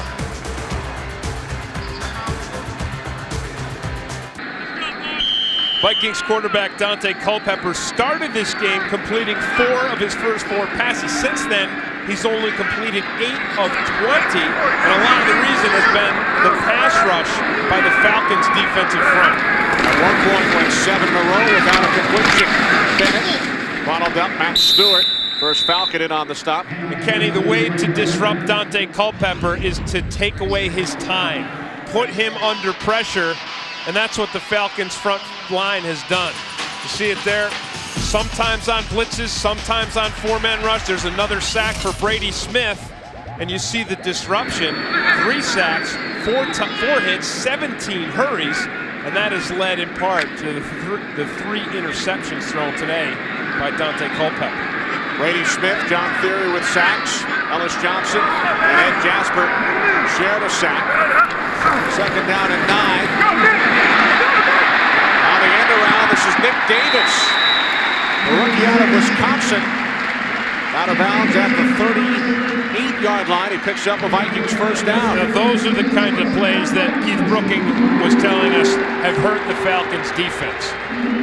Especially, he said, in the Pittsburgh game. The reverses and the quarterback scrambles, and he attributed it to the aggressiveness of the Falcons front. Now, we've talked about their defensive line not being an overly big defensive line, but being quick, and then having 4 linebackers, everyone runs to the ball. Sometimes you overcommit on the reverse. Empty backfield, pass complete to Bennett. He's chased down immediately by John Theory. Yeah, really well played by John Theory. Then the other guy that came into the picture there to help out was Patrick Kearney. You talk about running to the ball. Watch Kearney. Here he is. He's rushing the passer. He sees this pass. The guy's down on his legs, and there he goes. Theory with the tackle, but Kearney running for an angle downfield. Kearney, the former lacrosse star, who was a walk-on at the University of Virginia. He empties his tank every time he plays. Inside handoff to the fullback, Jim Kleinsaucer, out to the 44-yard line, a gain of 5, setting up 3rd down and 5.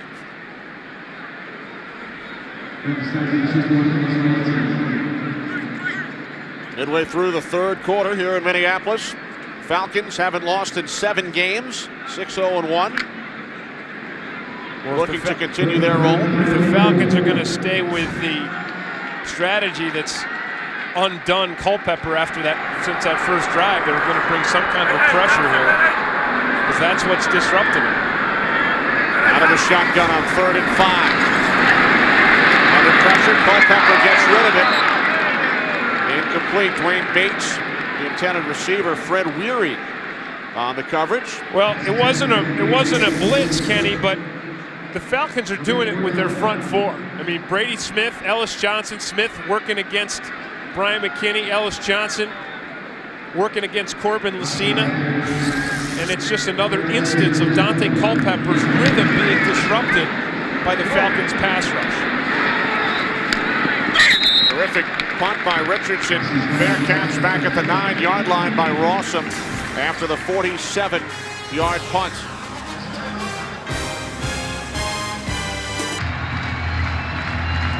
Kenny Albert, Tim Green back in Minneapolis. Falcons and Vikings are tied at 14. Vikings scored on the opening drive of the game. Falcons tied it following a blocked punt in the 2nd quarter. Vikings went back ahead, and then Michael Vick hit Brian Finneran late in the first half. 39-yard touchdown pass to tie the score. DJ Duckett hit for a loss. Vikings defense has played well today, Tim. Yeah, and Henri Crockett has oftentimes been right there at the center of it all. We saw him make a big play where he stripped the ball from Michael Vick earlier. And watch Henri Crockett right here. He fills the hole. He comes right up in and makes this tackle in the backfield. Crockett, the former Falcon, spent the last 5 years in Atlanta. You always play best against the team that jilted you. 2nd down and 12. Vick's pass batted down at the line. I think Fred Robbins got his hands up. You know, I spoke to George O'Leary, the Vikings defensive line coach, yesterday, and he said, you know, Michael Vick is not a tall guy. He doesn't have many weaknesses, but one thing is he's only about 6 feet tall. And I told my defensive tackles, hey, when you get up in there, if you take away his lane, if you get your hands up, we can get some batted balls. And that's the first one we've seen today, but a good strategy down here with Vick back to his own goal line. Falcons have to get to the 20 for a first down. 3rd and 12. Vick over the middle, too high, intended for Trevor Galen. And Vick is now 0 for his last 6.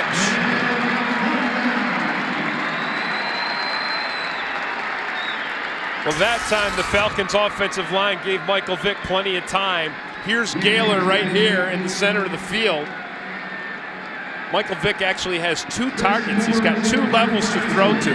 He's got Finneran in the shallow level, and he's got Gaylor on the deeper level. Both guys were open, and he overthrew them both. Nick Davis, Vikings will have good field position as Davis brings it back to the Atlanta 41.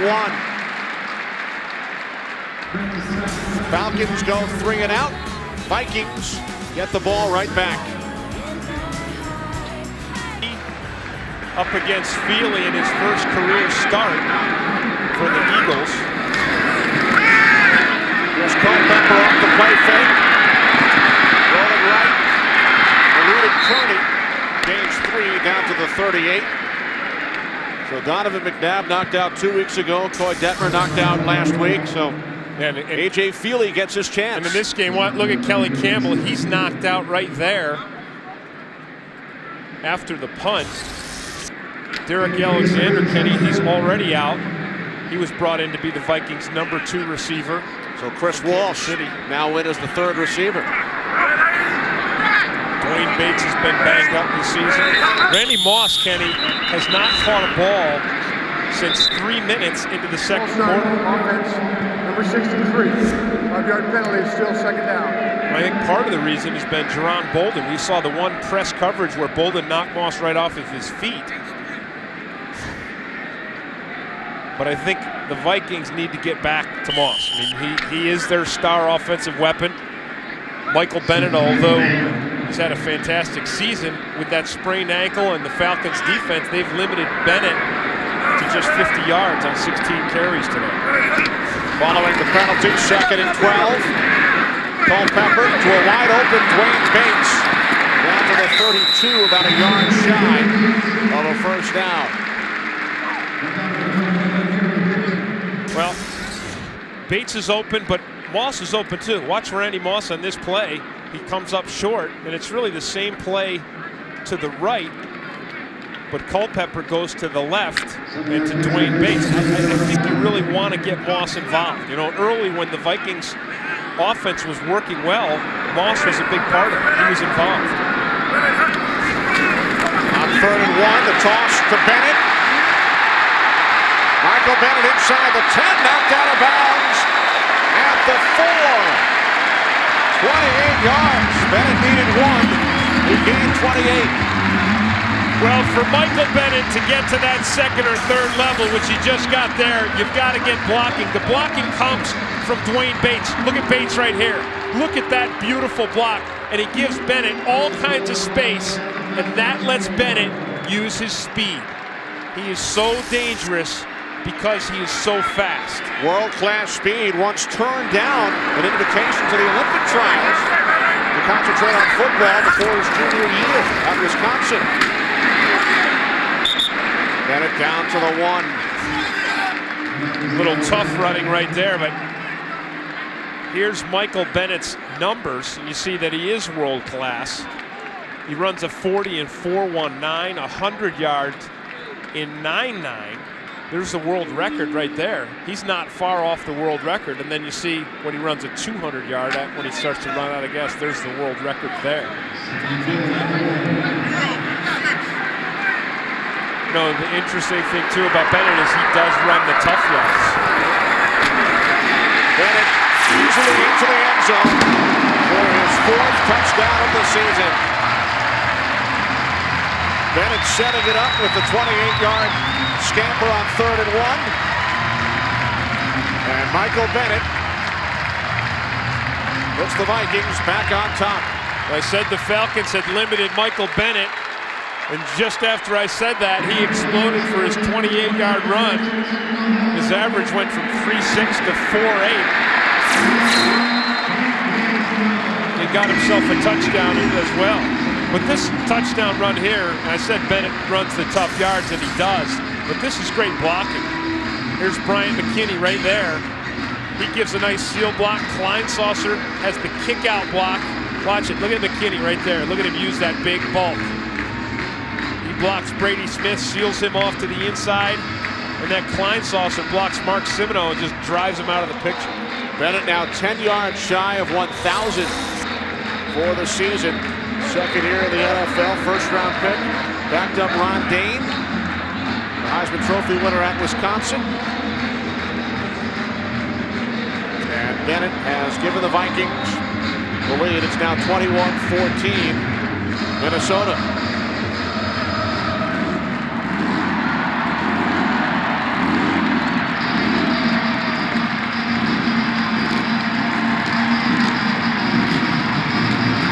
Well, the Vikings lead for the third time today. They've had leads of 7-0, 14-7, and now 21-14. Falcons have come back to tie the game twice. Michael Vick, just 8 for 19 in the air, 0 for his last 6. Has 57 yards on the ground. Vikings, who have played much better here at home than on the road. 3-3 at home, 0-5 away from the Metrodome. Lead by a touchdown. Leading Epstein, rookie out of Michigan, kicking off to Allen Rawson. Rawson brought down shy of the 25. Well, coming this February, the world's best drivers, and I'm not talking about you, Tim, return to Fox with the 45th running of the Great American Race. The Daytona 500 drops the flag on 15 weeks of NASCAR coverage, returning this February on Fox. What's wrong with my driving? You are one of the best drivers. That's what I meant. Oh, okay, all right. Well, my but wife, you won't be on Fox. My wife Alyssa always accuses me of driving too slow, having no speed. There's a guy who's got plenty of speed. 41 yards in that scoring drive, courtesy of Michael Bennett. Now another Michael Vick goes back to work on his own 24-yard line, under pressure, throws, and Sean Jefferson makes the catch. What a spectacular catch. No, he dropped it. He did not hold on. So it will be 2nd and 10 for the Falcons as Jefferson exits, replaced by Trevor Gaylor. Great effort by Jefferson here. He gets to the inside of Kelly. Eric Kelly slips and falls. Look, I don't know about that. But I tell you, watch the Vikings here and watch them take away the lanes. You know, they're trying to take away. Dan Reeves challenging, Tim. He's challenging. Yeah, that looked like, just quickly, that looked like he might have caught that ball. Dan Reeves will use his second challenge. Yeah, the only problem with that is that you said it's his second challenge. You want to waste it on this. Yeah, I don't know. Atlanta's challenging the ruling in the field that the pass was incomplete. Because I'm not even certain. We'll have to take a look. And as you said earlier, it's got to be indisputable visual evidence. You can't see right there if that ball shifts in his hands because you're blocked by another player. Now we'll take a look at this angle here. He doesn't have control.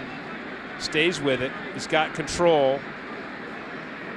You can't, you know what I'm saying, Kenny? You can't see there if the ball hits the ground.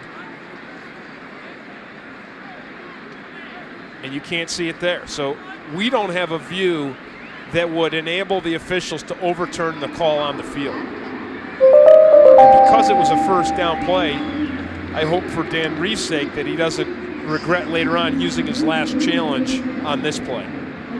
I thought Jefferson held on, but like you said, there must be indisputable visual evidence for Ed Hockley to overturn the ruling on the field, which was incomplete. And now if there's another controversial play later on, Dan Reeves will not be able to challenge.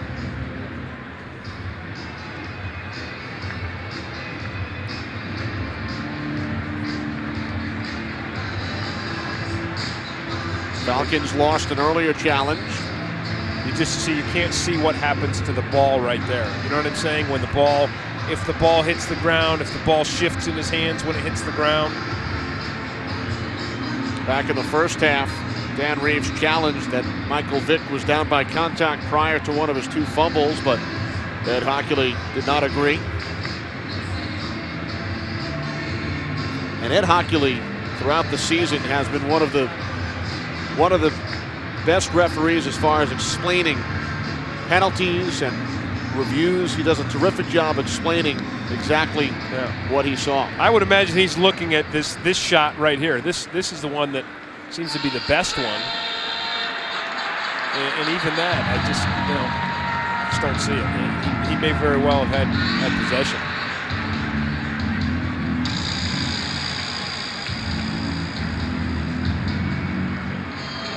I'll tell you one thing, the umpire, Kenny, who signaled that it was not a catch, had a great angle on it.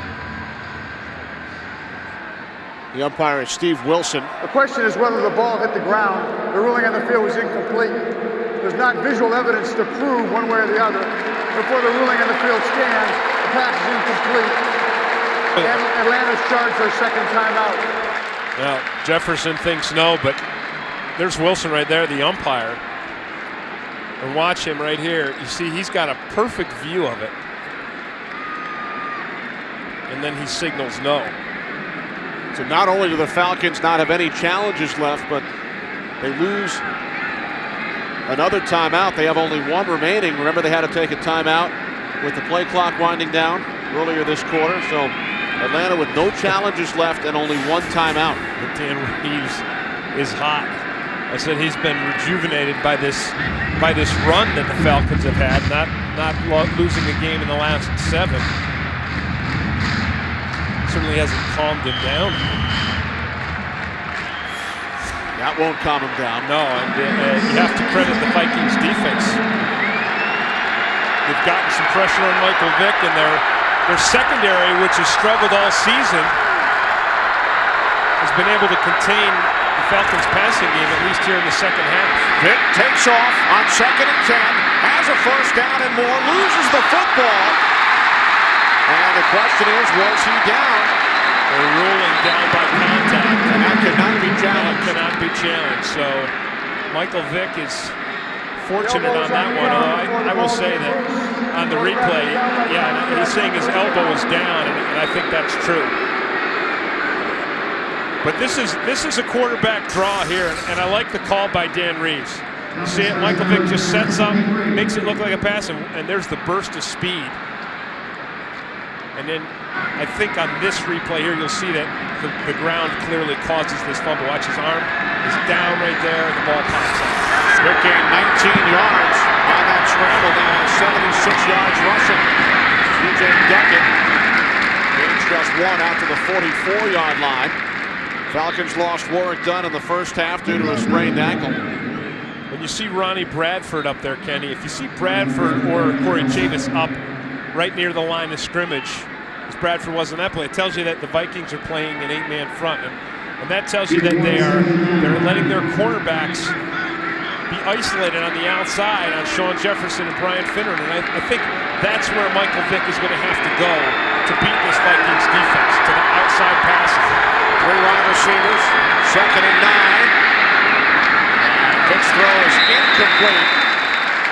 The intended receiver, Brian Finneran, who had to come back for it. That was really good coverage by Brian Williams, too. And a late flag. Looks like a personal foul against the Vikings.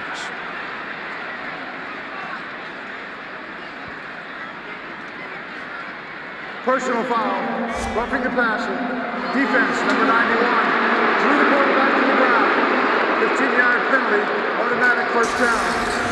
Lorenzo Brumell, here he is, the right end. He works around Todd Weiner. Oh boy, I mean, yeah, that's going to be it. I mean, even if you don't like it, that's a penalty. I mean, Brumell might as well argue with error, because that's one that the league will not say was a missed call by the officials. Vikings lead the league in personal fouls. Number 41 on the boot. There he goes. Vick out of bounds at the 28-yard line. Picks up 13 more.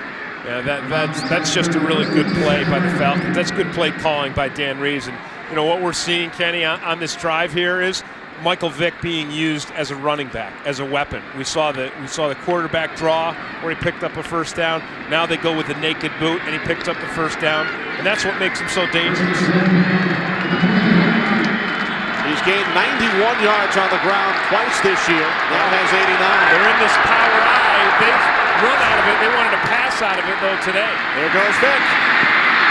Inside the 15, inside the 10, touchdown! 28 yards.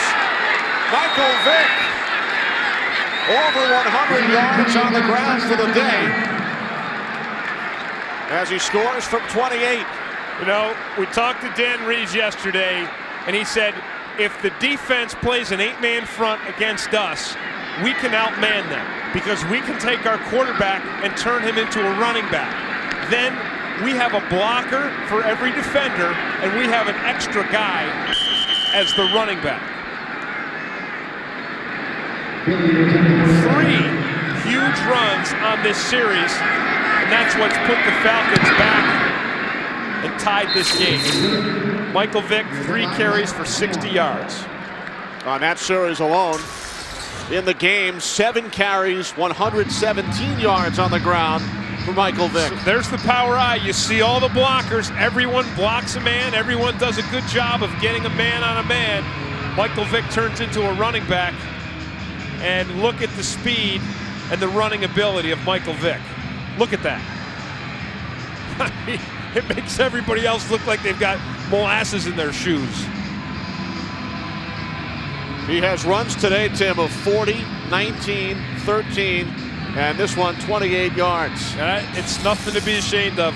Michael Vick has an incredible arm, and we talked today about the great job he's done making decisions in the passing game. He still only has 2 interceptions. And he's too tired to hold the phone. Yeah, the best interception ratio of any quarterback in the league. And this is only his first year as a starter, so he can be a drop-back quarterback.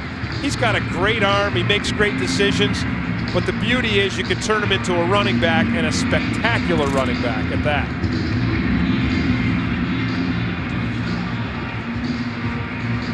A new career high, 117 yards on the ground today for Michael Vick. 133 in the air. That almost more running than passing. 1 rushing touchdown and 1 touchdown pass to Bryant Mckinney.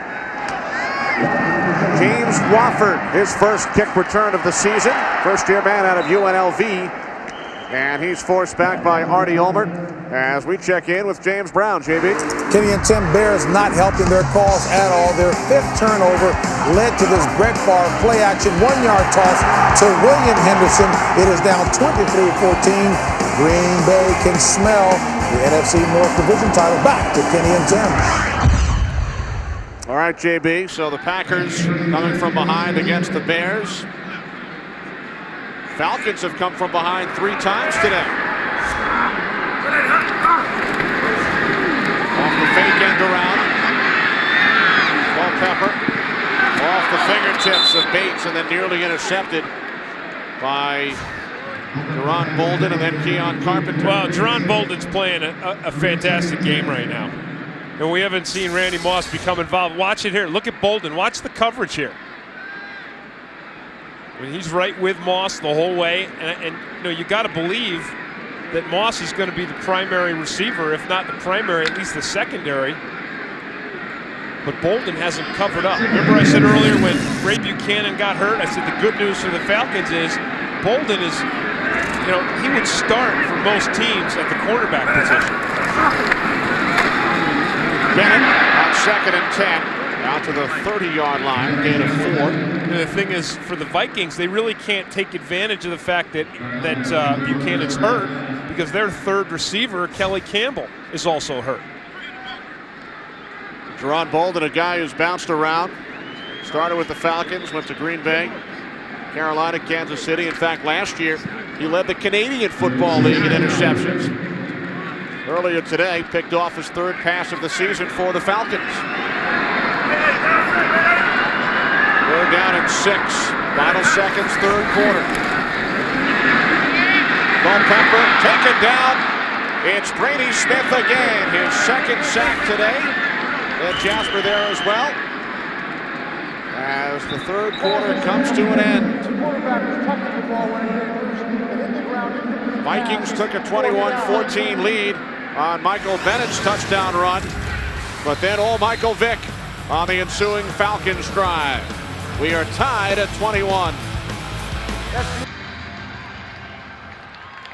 Back in Minnesota as we get set for quarter number 4. Vikings and Falcons are tied at 21, and that last Falcons drive, Tim, turned into the Michael Vick show. Yeah, Michael Vick took over. Vikings defense has been doing a good job of limiting Michael Vick in the passing game, except for the couple big plays to Brian Finneran, but they were not able to do anything to Michael Vick when it came to him running the football. Richardson punting from his own 20. Bolden, or I should say Rawson, lets it bounce. And it's down at the 15-yard line by Jack Brewer.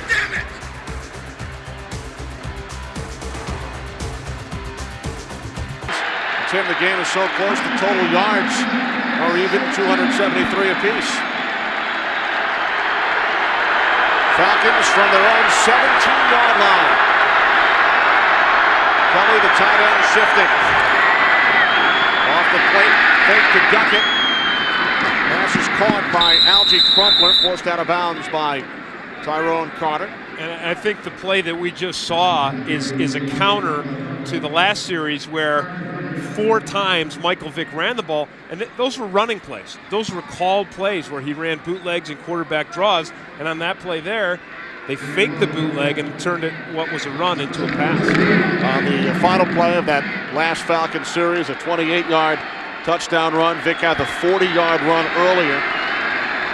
Spectacular afternoon as Michael Vick and the Falcons look to extend their undefeated streak to 8 games.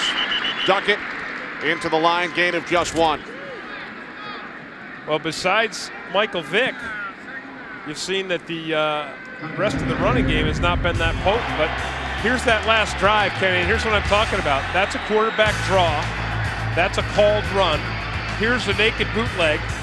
That's a called run play, and then for the touchdown here, they come out with the power eye. Everyone's a blocker except the quarterback, who's also a running back. Touchdown, Michael Vick. There you see 117 yards. The rest of the team only 46 yards on the ground. Vick complete. Trevor Gaylor, his first catch of the day. And a terrific second effort by the former San Diego Charger. Michael Vick really likes Gaylor. Well, he likes him so much, he says he could be the next Terrell Owens. And you can see why he at least makes that suggestion after that last play. Of course, Terrell Owens, the 49ers wide receiver who's big and physical and spectacular after the catch. And Gaylor picked up that first down all on his own. Wears the same number as Owens.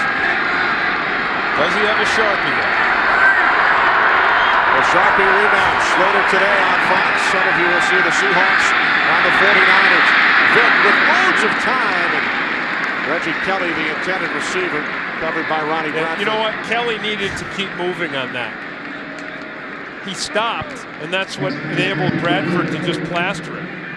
But you have to remember as a receiver, if Michael Vick is your quarterback, that where most quarterbacks, after 4 seconds, 5 seconds at the most, the ball's going to come out of there.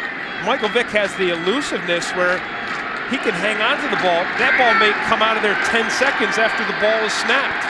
So you always have to keep on the move. Speaking of getting plastered, did you see that Kansas City, Arizona score on the Fox box? 49-0 Chiefs.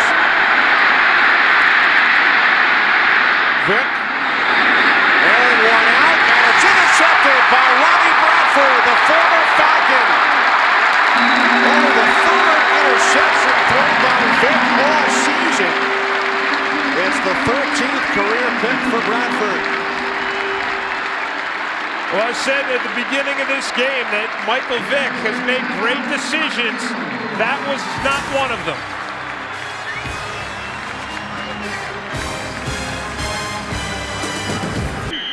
Vikings rush Michael Vick with a 5-man, 3 in the middle, 2 to the outside. Lance Johnstone, this outside man, does a great job of staying outside Michael Vick, keeping him inside.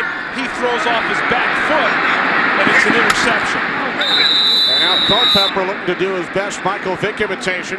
Knocked out of bounds by Matt Stewart. And this really, Kenny, was George O'Leary's strategy for trying to contain Michael Vick, and we've seen a little bit of this today. The 3 defensive tackles on the inside, 1, 2, 3 big men, and then Lance Johnstone on the outside here, Nick Rogers on the outside there, to try to keep Michael Vick at least contained. On that last one, they contained him enough to make him throw an interception off his back foot.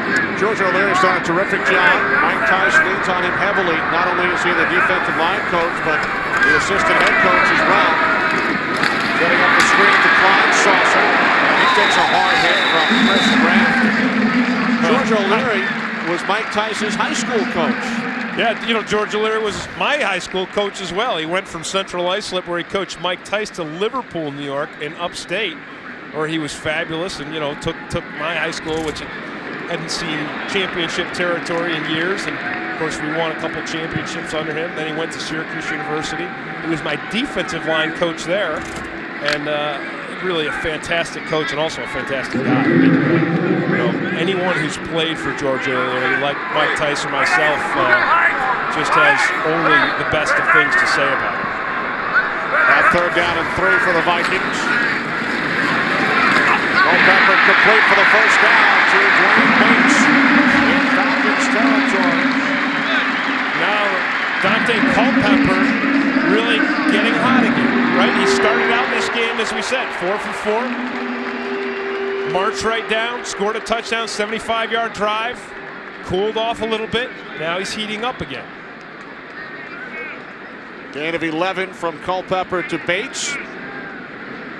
Vikings have a 1st down on the Atlanta 45, looking to capitalize following only the 3rd interception thrown by Vick in 276 pass attempts this season. Vick has turned the ball over 3 times. For Randy Moss, his first catch since early in the 2nd quarter. His 6th reception of the game. More good blocking by the other Vikings wide receivers. Chris Walsh is out there. Dwayne Bates, watch the block. There's Bates with a block, Walsh with a block, and that gives Randy Moss a running lane.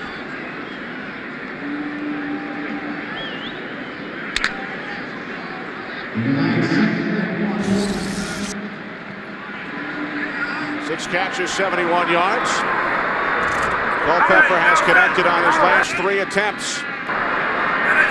3 wide receivers set. Culpepper pump fakes. He was hit as he threw.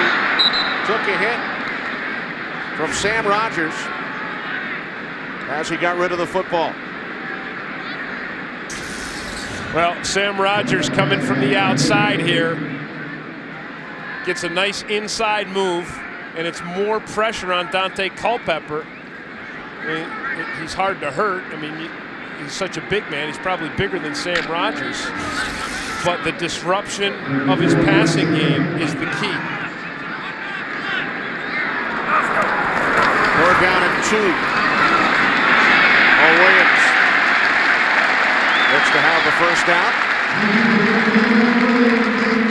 That's kind of what you expect from Mo Williams, isn't it? That has been his trademark this season. A short yardage specialist. Short yardage specialist, scoring touchdowns. Very strong, very determined. He gets great body lean. Not only 2 touchdowns on the ground, his first 6 NFL seasons. This year he has 10. Vikings on the move, looking to take the lead for the 4th time today. Penalties, right? Byron Chamberlain. 4th down offense, number 87. 5-yard penalty, still 1st down. Chamberlain, the tight end, so this will force Minnesota back 5 yards. I still think that the Vikings offense, I know they're at their best when Randy Moss is a part of it. We saw one pass to Moss here. Because what that does is that forces the defense to readjust, to commit a safety to helping the cornerback out on Moss, and that opens things up for Michael Bennett. Off the play fake, Culpepper forced to get rid of it, and a nice shoestring catch made by Dwayne Bates. Culpepper under pressure hits Bates for a gain of 12. Wow. Not only was that a nice catch by Bates, it was a really fine run afterwards. Bates just lowered his shoulder, picks up about an extra 4 yards on this play. Watch him right here. Beautiful catch, very skilled. Now he turns. Watch him put his head down. Vikings back to the no huddle.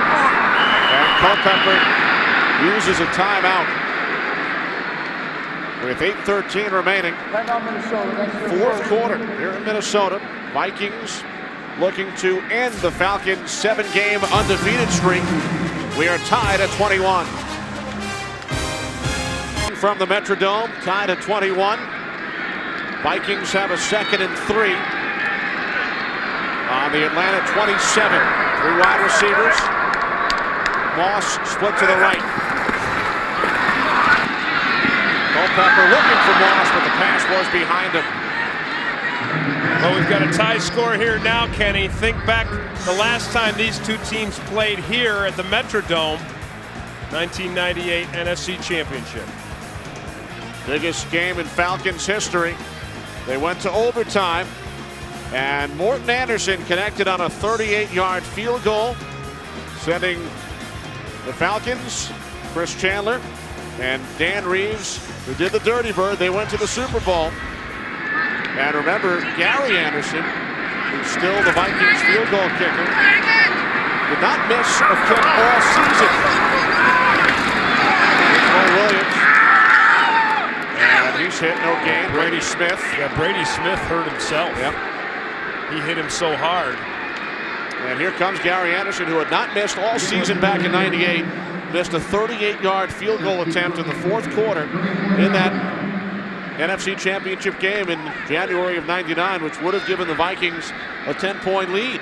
Well, Gary Anderson struggled a little bit last week in New England. Of course, they had a lot of wind there. It wasn't great weather. Here in the Dome is where he's always been strong. Blocked! Keith Brooking blocked the 46-yard attempt.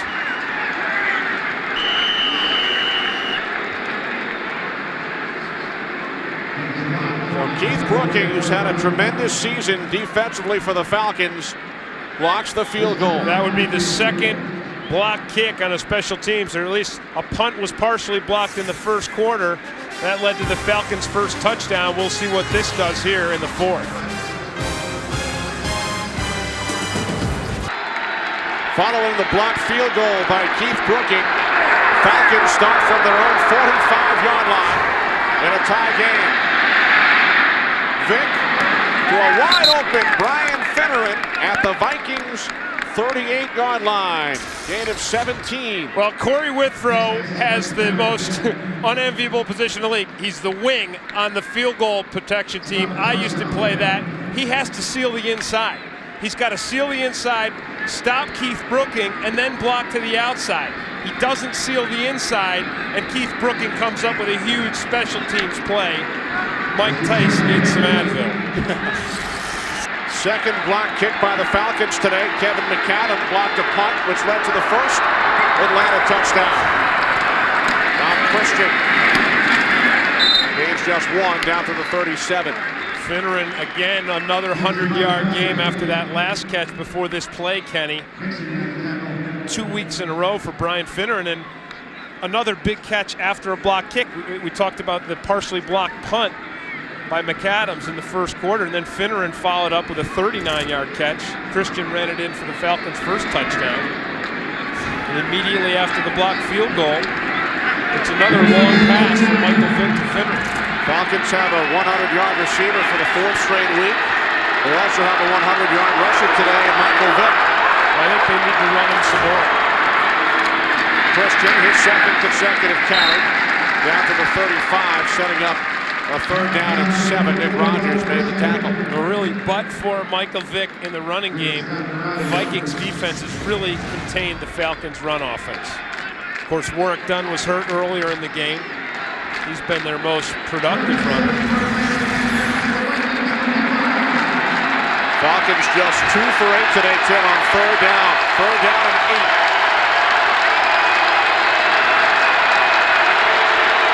Falcons have to get to the 28. And Vick does, crossing the 28, picks up the 1st down, and adds to his rushing total today. I'd say that was an option, but it's not even an option. Again, they're just outmanning the Vikings by turning the quarterback into a running back, just saying everyone else block a man. And then if the Vikings have a free safety, which every team does, then Michael Vick has some open space. That was a great play call. Keenan Forney is the Falcon right guard who's down.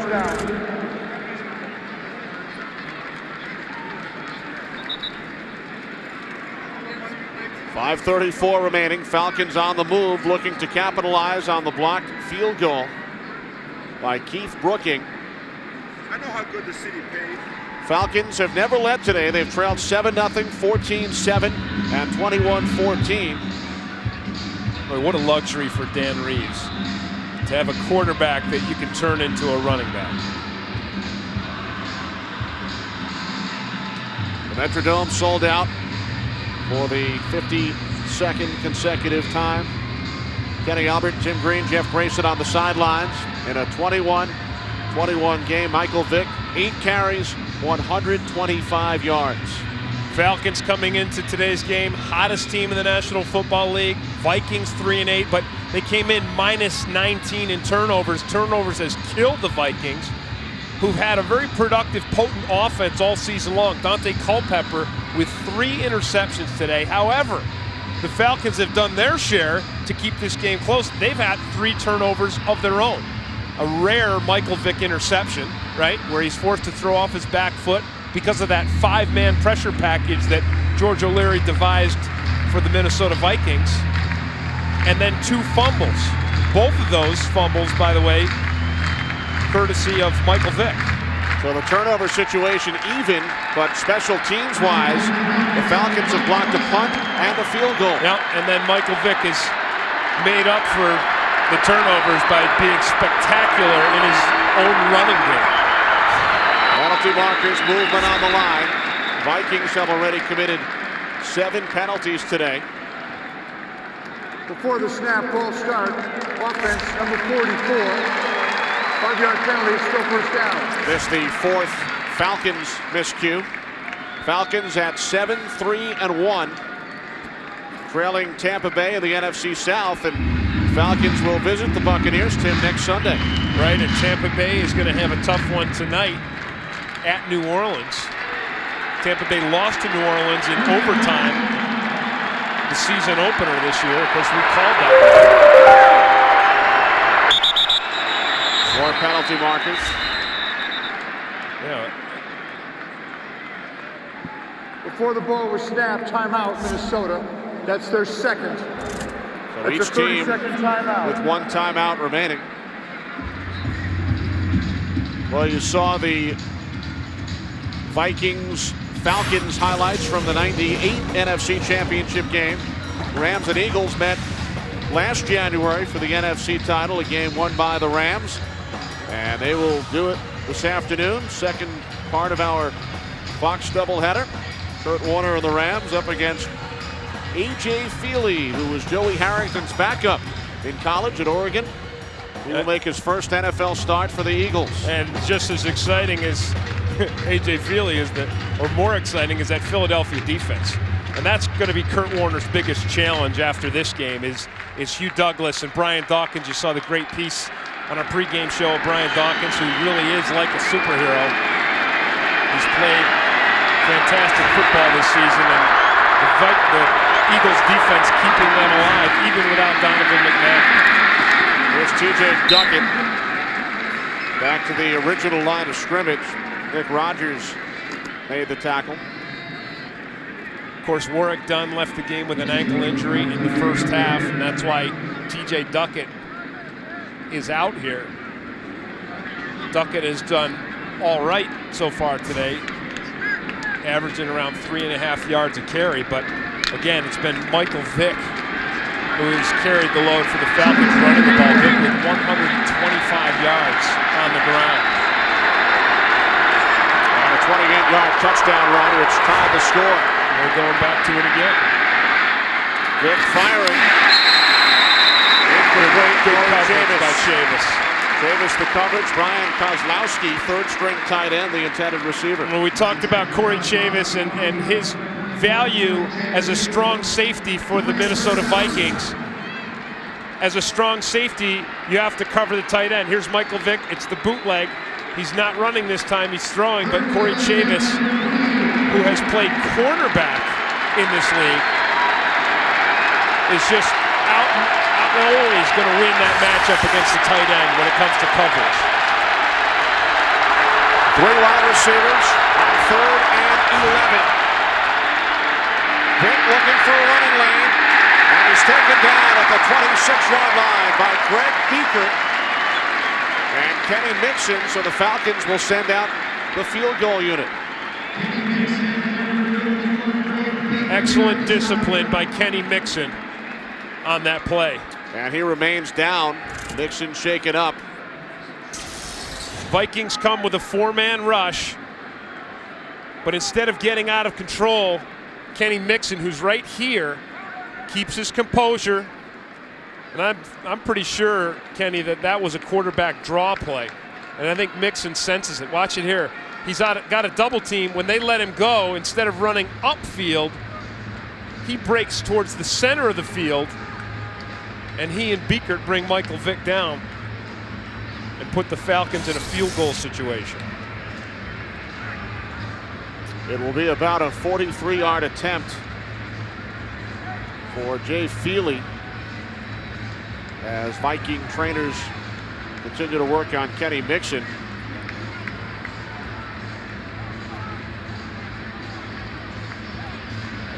Four minutes to go, fourth quarter. Falcons looking to take their first lead. They have not lost since the first week in October when they fell to 1-3 with a loss in Tampa Bay. They won the next week with Doug Johnson at the helm, replacing the injured Vick in a game against the Giants, and have not lost since. 6 wins and a tie in their last 7. Led by Vick, who has 127 yards on the ground today. Well, you're going to see Kenny Mixon. He comes in right here, and it looks like it's his rib or something. He maybe got kicked. That's what he appears to be holding, his rib or his kidney.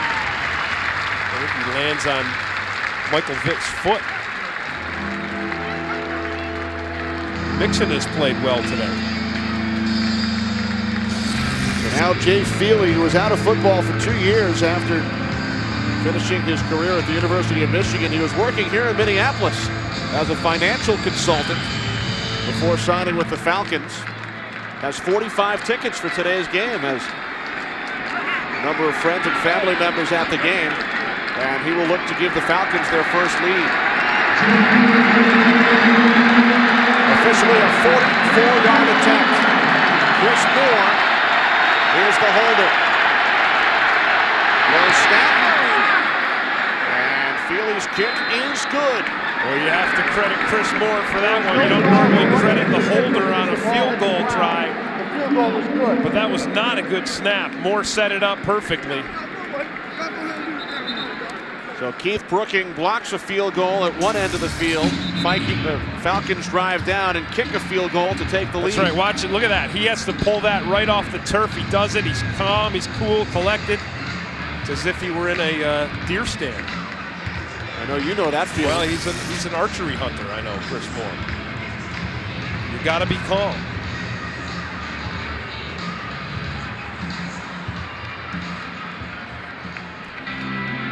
So the Falcons on top for the first time. They will travel to Tampa next week, and then a couple of home games against Seattle and Detroit. And of course, this is the big game for the Falcons, a divisional game.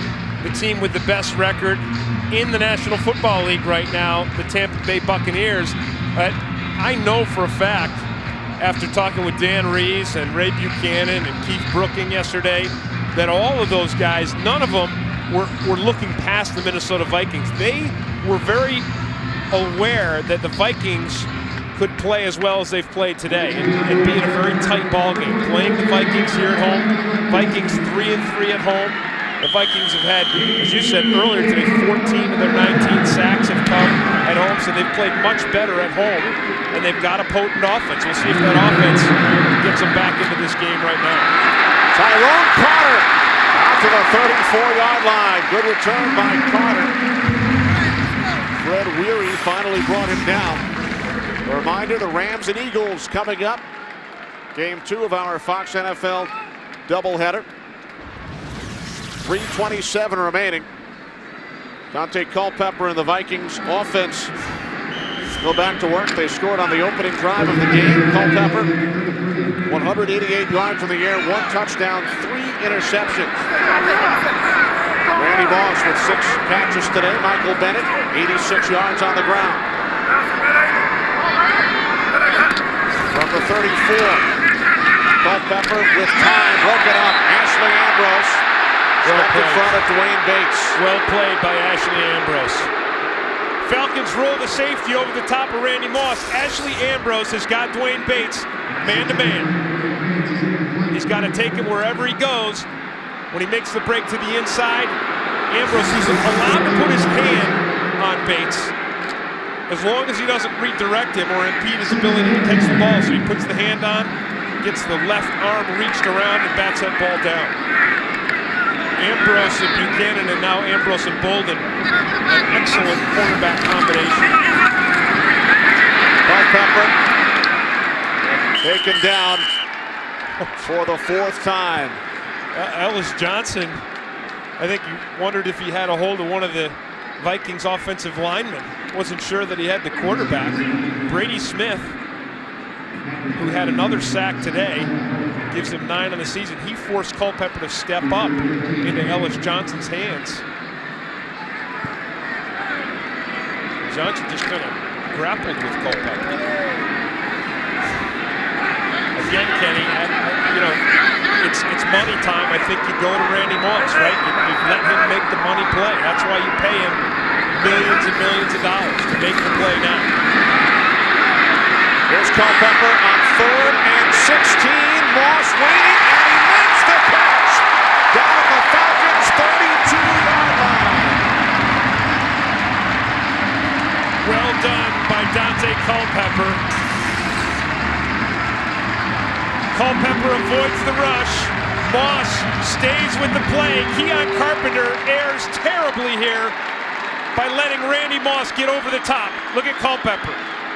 Throws that ball deep downfield. And when it's money time, they do go to their money player. They didn't go to him last week, Kenny. I think part of that stemmed from the animosity that has grown between Culpepper and Moss. The animosity, they say, that was diffused this week after the 2 players talked privately. A 40-yard pass play, and it's Moss again, down to the 15-yard line. As we hit the 2-minute warning. 2 big receptions by Randy Moss. Vikings trailing by 3 on the move. Randy Moss with 127 yards on 8 catches. 2 critical catches on this drive here. Vikings attempting to get back into this game. Maybe take the lead. Brady Smith and the Falcons have put good pressure on Culpepper most of the day, and when they have, they've disrupted his passing. 1st and 10 Vikings. 16-yard line. 4 wide receivers set. Culpepper complete to Chris Walsh. Down the sidelines to the 6-yard line of the Falcons. This game has been back and forth. It was tied at the half. Both teams with 3 turnovers. You see the total yards, a lot of offense here today. We said Moss was over 100 yards. Brian Finneran has over 100 yards. Well, Michael Vick has been the story with 300 total yards, including 127 of those on the ground. Minnesota special teams, they had a blocked punt and they had a blocked field goal, both of which led to Falcons points. Under 2 minutes to play. Play clock winding down. And the Vikings did not get off the snap. Delay of game, offense. 5-yard penalty, still second down. So the Vikings lose 5 critical yards on the delay. Well, Vikings need another big play, Kenny, and on this series, this is the guy they went to. There's the big third down conversion. Another big pass play to Randy Moss and run after the catch. That penalty sets them back again. They're 8th of the day. They average 9 a game this season, most in the NFL. 2nd and 6 from the 11. Moss, clutch. Down at the 5-yard line, has the first down. Another first down, and Randy Moss is celebrating. He and Culpepper worked out their differences off the field, and they certainly worked out their differences on the field. The two of them hooking up here for the 9th time. Look at that athleticism. Well, he gets the big bucks. His 3rd catch this drive, 9th of the game. 1st and goal from the Falcons 5. Vikings trailing by 3. Mo Williams forced back. Ellis Johnson, who's had a strong game today, right there to wrap up Williams. Nice penetration. We talked about Wade Phillips' success with this Falcons defense, making them from the 30th to the 12th ranked defense, and they do it a lot with this kind of penetration. The penetration up front by Ellis Johnson, again beating the rookie Bryant McKinney, who we saw beaten earlier by Braden Smith earlier in this game on a run play. Gives the Falcons defense a little room. Now 2nd and goal from the 6. Culpepper pump fakes and then takes off. Throws it out of the end zone. Good discipline by Jerron Bolden. There's a pump fake here. Bolden, who's covering Randy Moss, is meant to jump it. But Bolden stays on him. He gets a nice jam on Moss. And Culpepper's forced to throw it away. Jerron Bolden playing extremely well today against Randy Moss. Bolden is a big cornerback. He's a physical cornerback. And we've seen him bang Randy Moss around today. Bolden replacing the injured Ray Buchanan. Culpepper calls timeout. Vikings final timeout with 27 seconds remaining. They trail by 3 and have the ball on the Falcons' 6-yard line here at the Metrodome. Kenny Albert with Tim Green, Jeff Grayson. Vikings have no timeouts remaining. Looking to win at home for the 4th time in 7 games. They've had leads of 7-0, 14-7, and 21-14. Keith Brooking blocked a field goal, which would have given the Vikings the lead. Falcons with 1 timeout, Minnesota with no timeouts. They would have time, even if they chose to run the ball now, to get their field goal unit out. If they weren't successful scoring a touchdown, kick a field goal and send this one into overtime.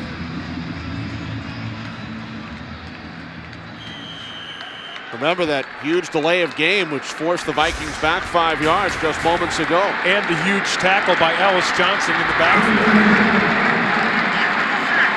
Culpepper out of the shotgun, empty backfield. On 3rd and goal from the 6. Put into the hands of Randy Moss. He's going to throw to Culpepper. He's in for the touchdown.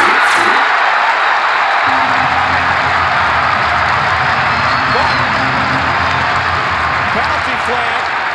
Looks like it could be a legal procedure on the Vikings.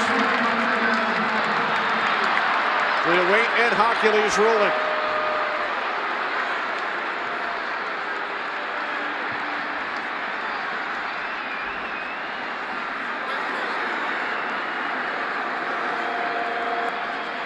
The wide receiver on the left side of the line went in motion, leaving an ineligible number on the end of the line. Therefore, there was an illegal formation by the offense. It's a 5-yard penalty. Repeat third down. Bryant Mckinney was the last man on the line, and when Culpepper got into the interior of the formation, that would make McKinney. Here's McKinney right here. Here's Moss coming in motion. I don't know if the ball was snapped, if Moss still wasn't to the outside.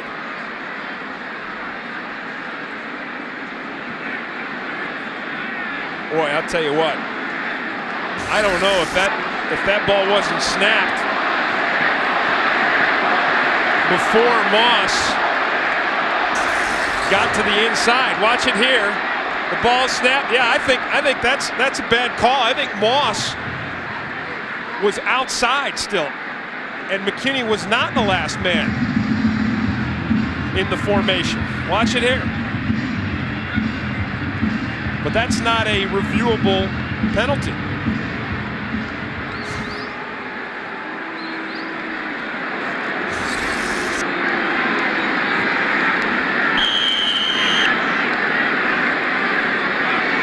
Forces the Vikings back 5 more yards. Back to the 11-yard line. It's Gary Anderson, who had a 46-yard attempt blocked earlier this quarter. 20 seconds remaining.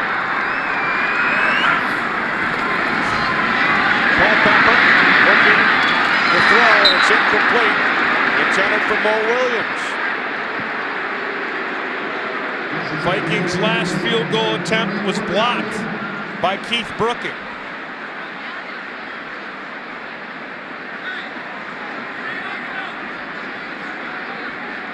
This will be a 29-yard attempt as the Vikings look to tie the score with 14 seconds remaining. Anderson straight through, and tied at 24. The Vikings are called for 2 crucial penalties during the drive, a delay of game and then an illegal formation. They're held to a field goal and subsequently tie the game with 11 seconds remaining.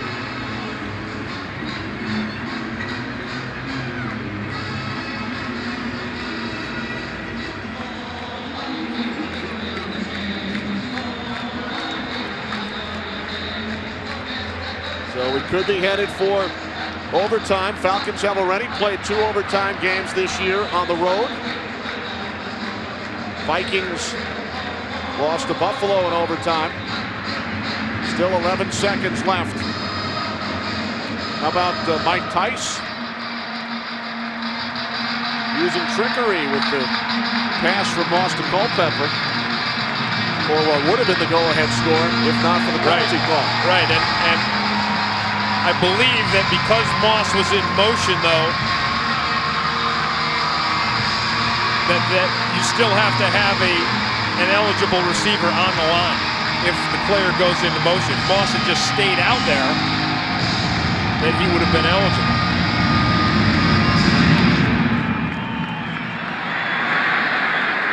Kick fielded at the 8. Allen Rawson out of bounds, so a late flag, and this may put the Falcons in better position for a Hail Mary. Or, I don't know, a quick pass and a long field goal attempt. They've still got a timeout. I don't know, 6 seconds. They're going to get 15 yards. Here's the double pass. Moss goes in motion. We're being told that made Bryant Mckinney an eligible receiver. He did not report as an eligible receiver, and therefore the penalty. By the kicking team, number 24. It's a 15-yard penalty headed to the end of the run. First down. It's Willie Offord, rookie out of South Carolina.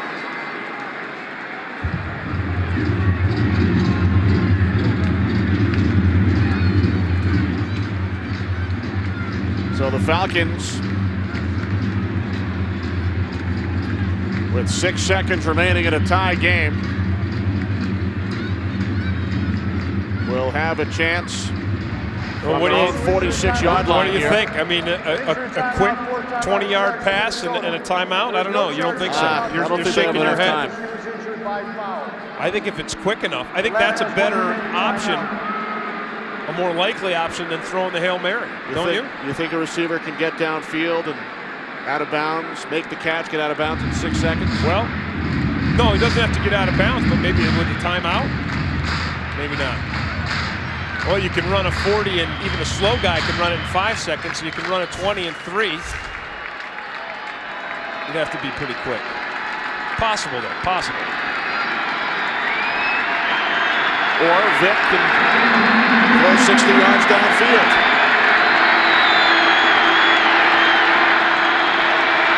Here's Vick back at his own 40. Well, I guess you were right.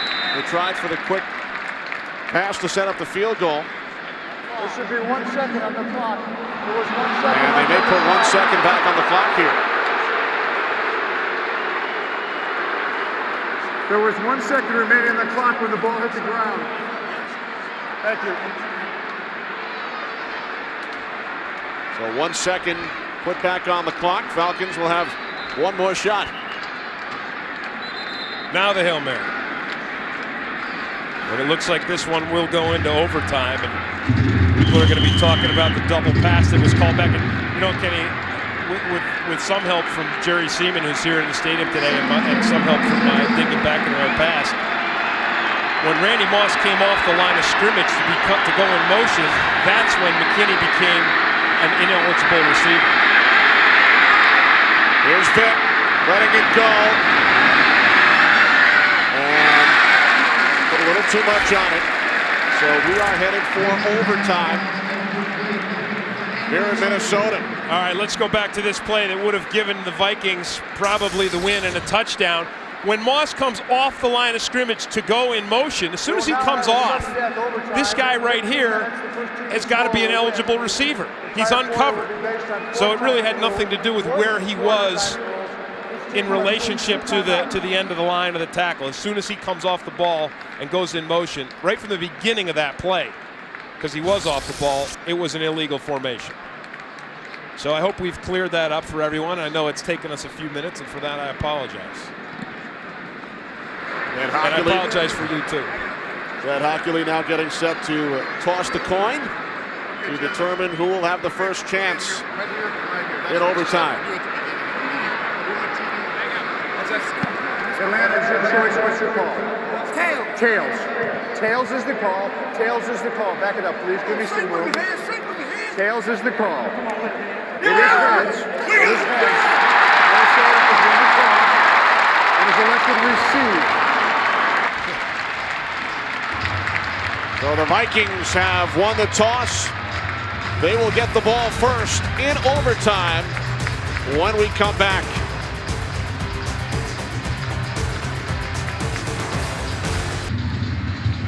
Back in Minnesota as we head for overtime. Well, the Vikings earlier this season lost in Buffalo. Peerless Price for the Bills' victory. Falcons lost in overtime week 1. 37-34 in Green Bay. And then the tie in Pittsburgh, the Hail Mary. Plexico Burress stopped just shy of the goal line on the final play. First tie in the NFL since 1997. So the Falcons go to overtime for the 3rd time this season. Under Dan Reeves, the Falcons have won only one overtime game, Tim, in 6 attempts. It was right here in that NFC Championship game in January of '99. On the Morton Anderson field goal. Dan Reeves' only overtime victory as Falcons head coach.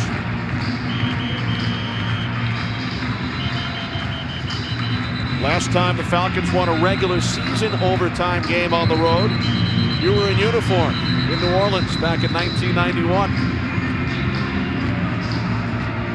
A pleasant memory. Yes. To win in overtime. Sickening to lose one. You've got to expect, Kenny, that the Vikings are going to continue to try to push the ball to Randy Moss. I mean, that's what worked for them That's what enabled them to drive down and tie this score up. Culpepper to Moss. Of course, we've also seen some good running from Michael Bennett today. He's had a couple of explosive runs. On the 9-yard line, Tyrone Carter brought down just shy of the 20. There have been 17 overtime games this season in the NFL, and the team with the ball first has scored on the first possession in 7 of the 17. Of course, Detroit elected to kick off last week and make Chicago go into the wind in overtime. That backfired on Marty Morningweg. Yeah, that could cost Marty Morningweg his job, that decision. So the Vikings go to work in overtime with 3 wide receivers. They start from their own 20-yard line. Off the play fake to Bennett.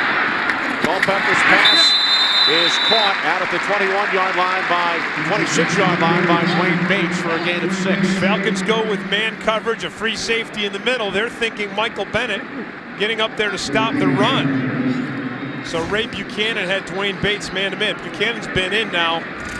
This isn't the first time we've seen him in this fourth quarter here. Vikings with 3 wide receivers, so Buchanan's out here, Bolden's out here, and the Falcons again look like they're playing man coverage with a free safety in the middle. Buchanan in the slot, Bolden at left corner, guarding Randy Moss. Culpepper lost the football, but it's recovered by the center, Matt Burke. Good pressure again by the Falcons defensive front. Brady Smith in there, Pat Kearney. They've banged Dante Culpepper around nicely today. And that's their 5th sack of the game. Kearney's the guy who drives up into him. Boy, Matt Burke saved the day in that one for the Vikings. I can't even count what fumble that was for Dante Culpepper. Now a 3rd and 13. Culpepper can't find anyone. He's taken down again. This time it's Sam Rogers with the 6th Atlanta Falcons sack today. This is a study in perseverance, rushing the passer by Sam Rogers.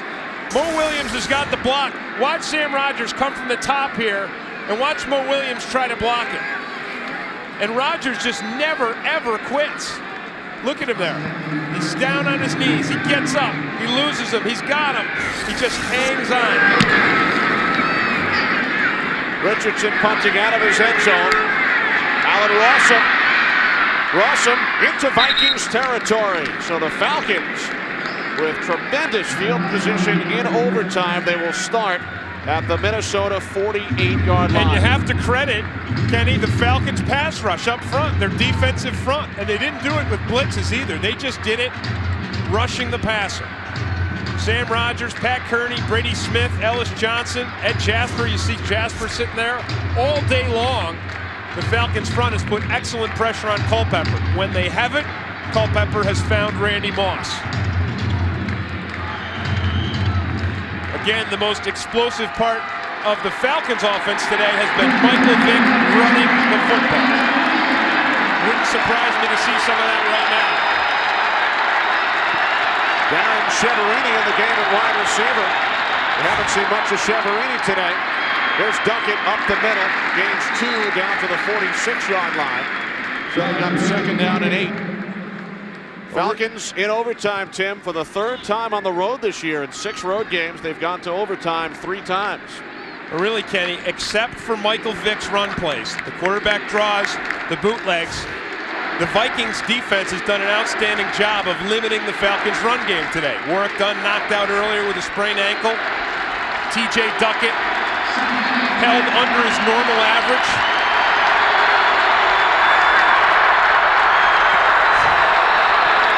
Vick on 2nd and 8, off the play fake, has some running room. Inside the 30, inside the 20. Vick into the end zone. Falcons win in overtime. A 46-yard touchdown run.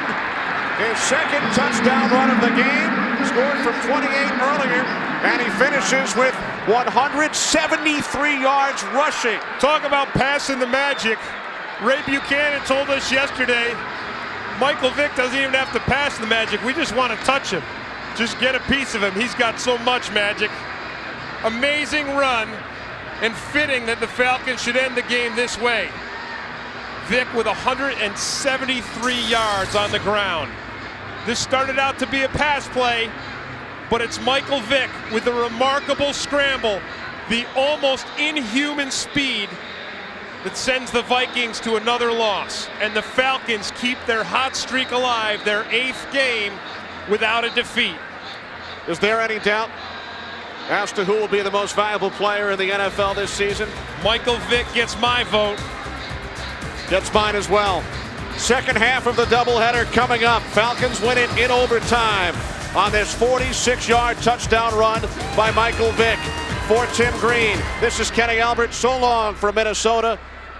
The Eagles and the Rams coming up after this. Fox Sports thanks you for watching this presentation of the National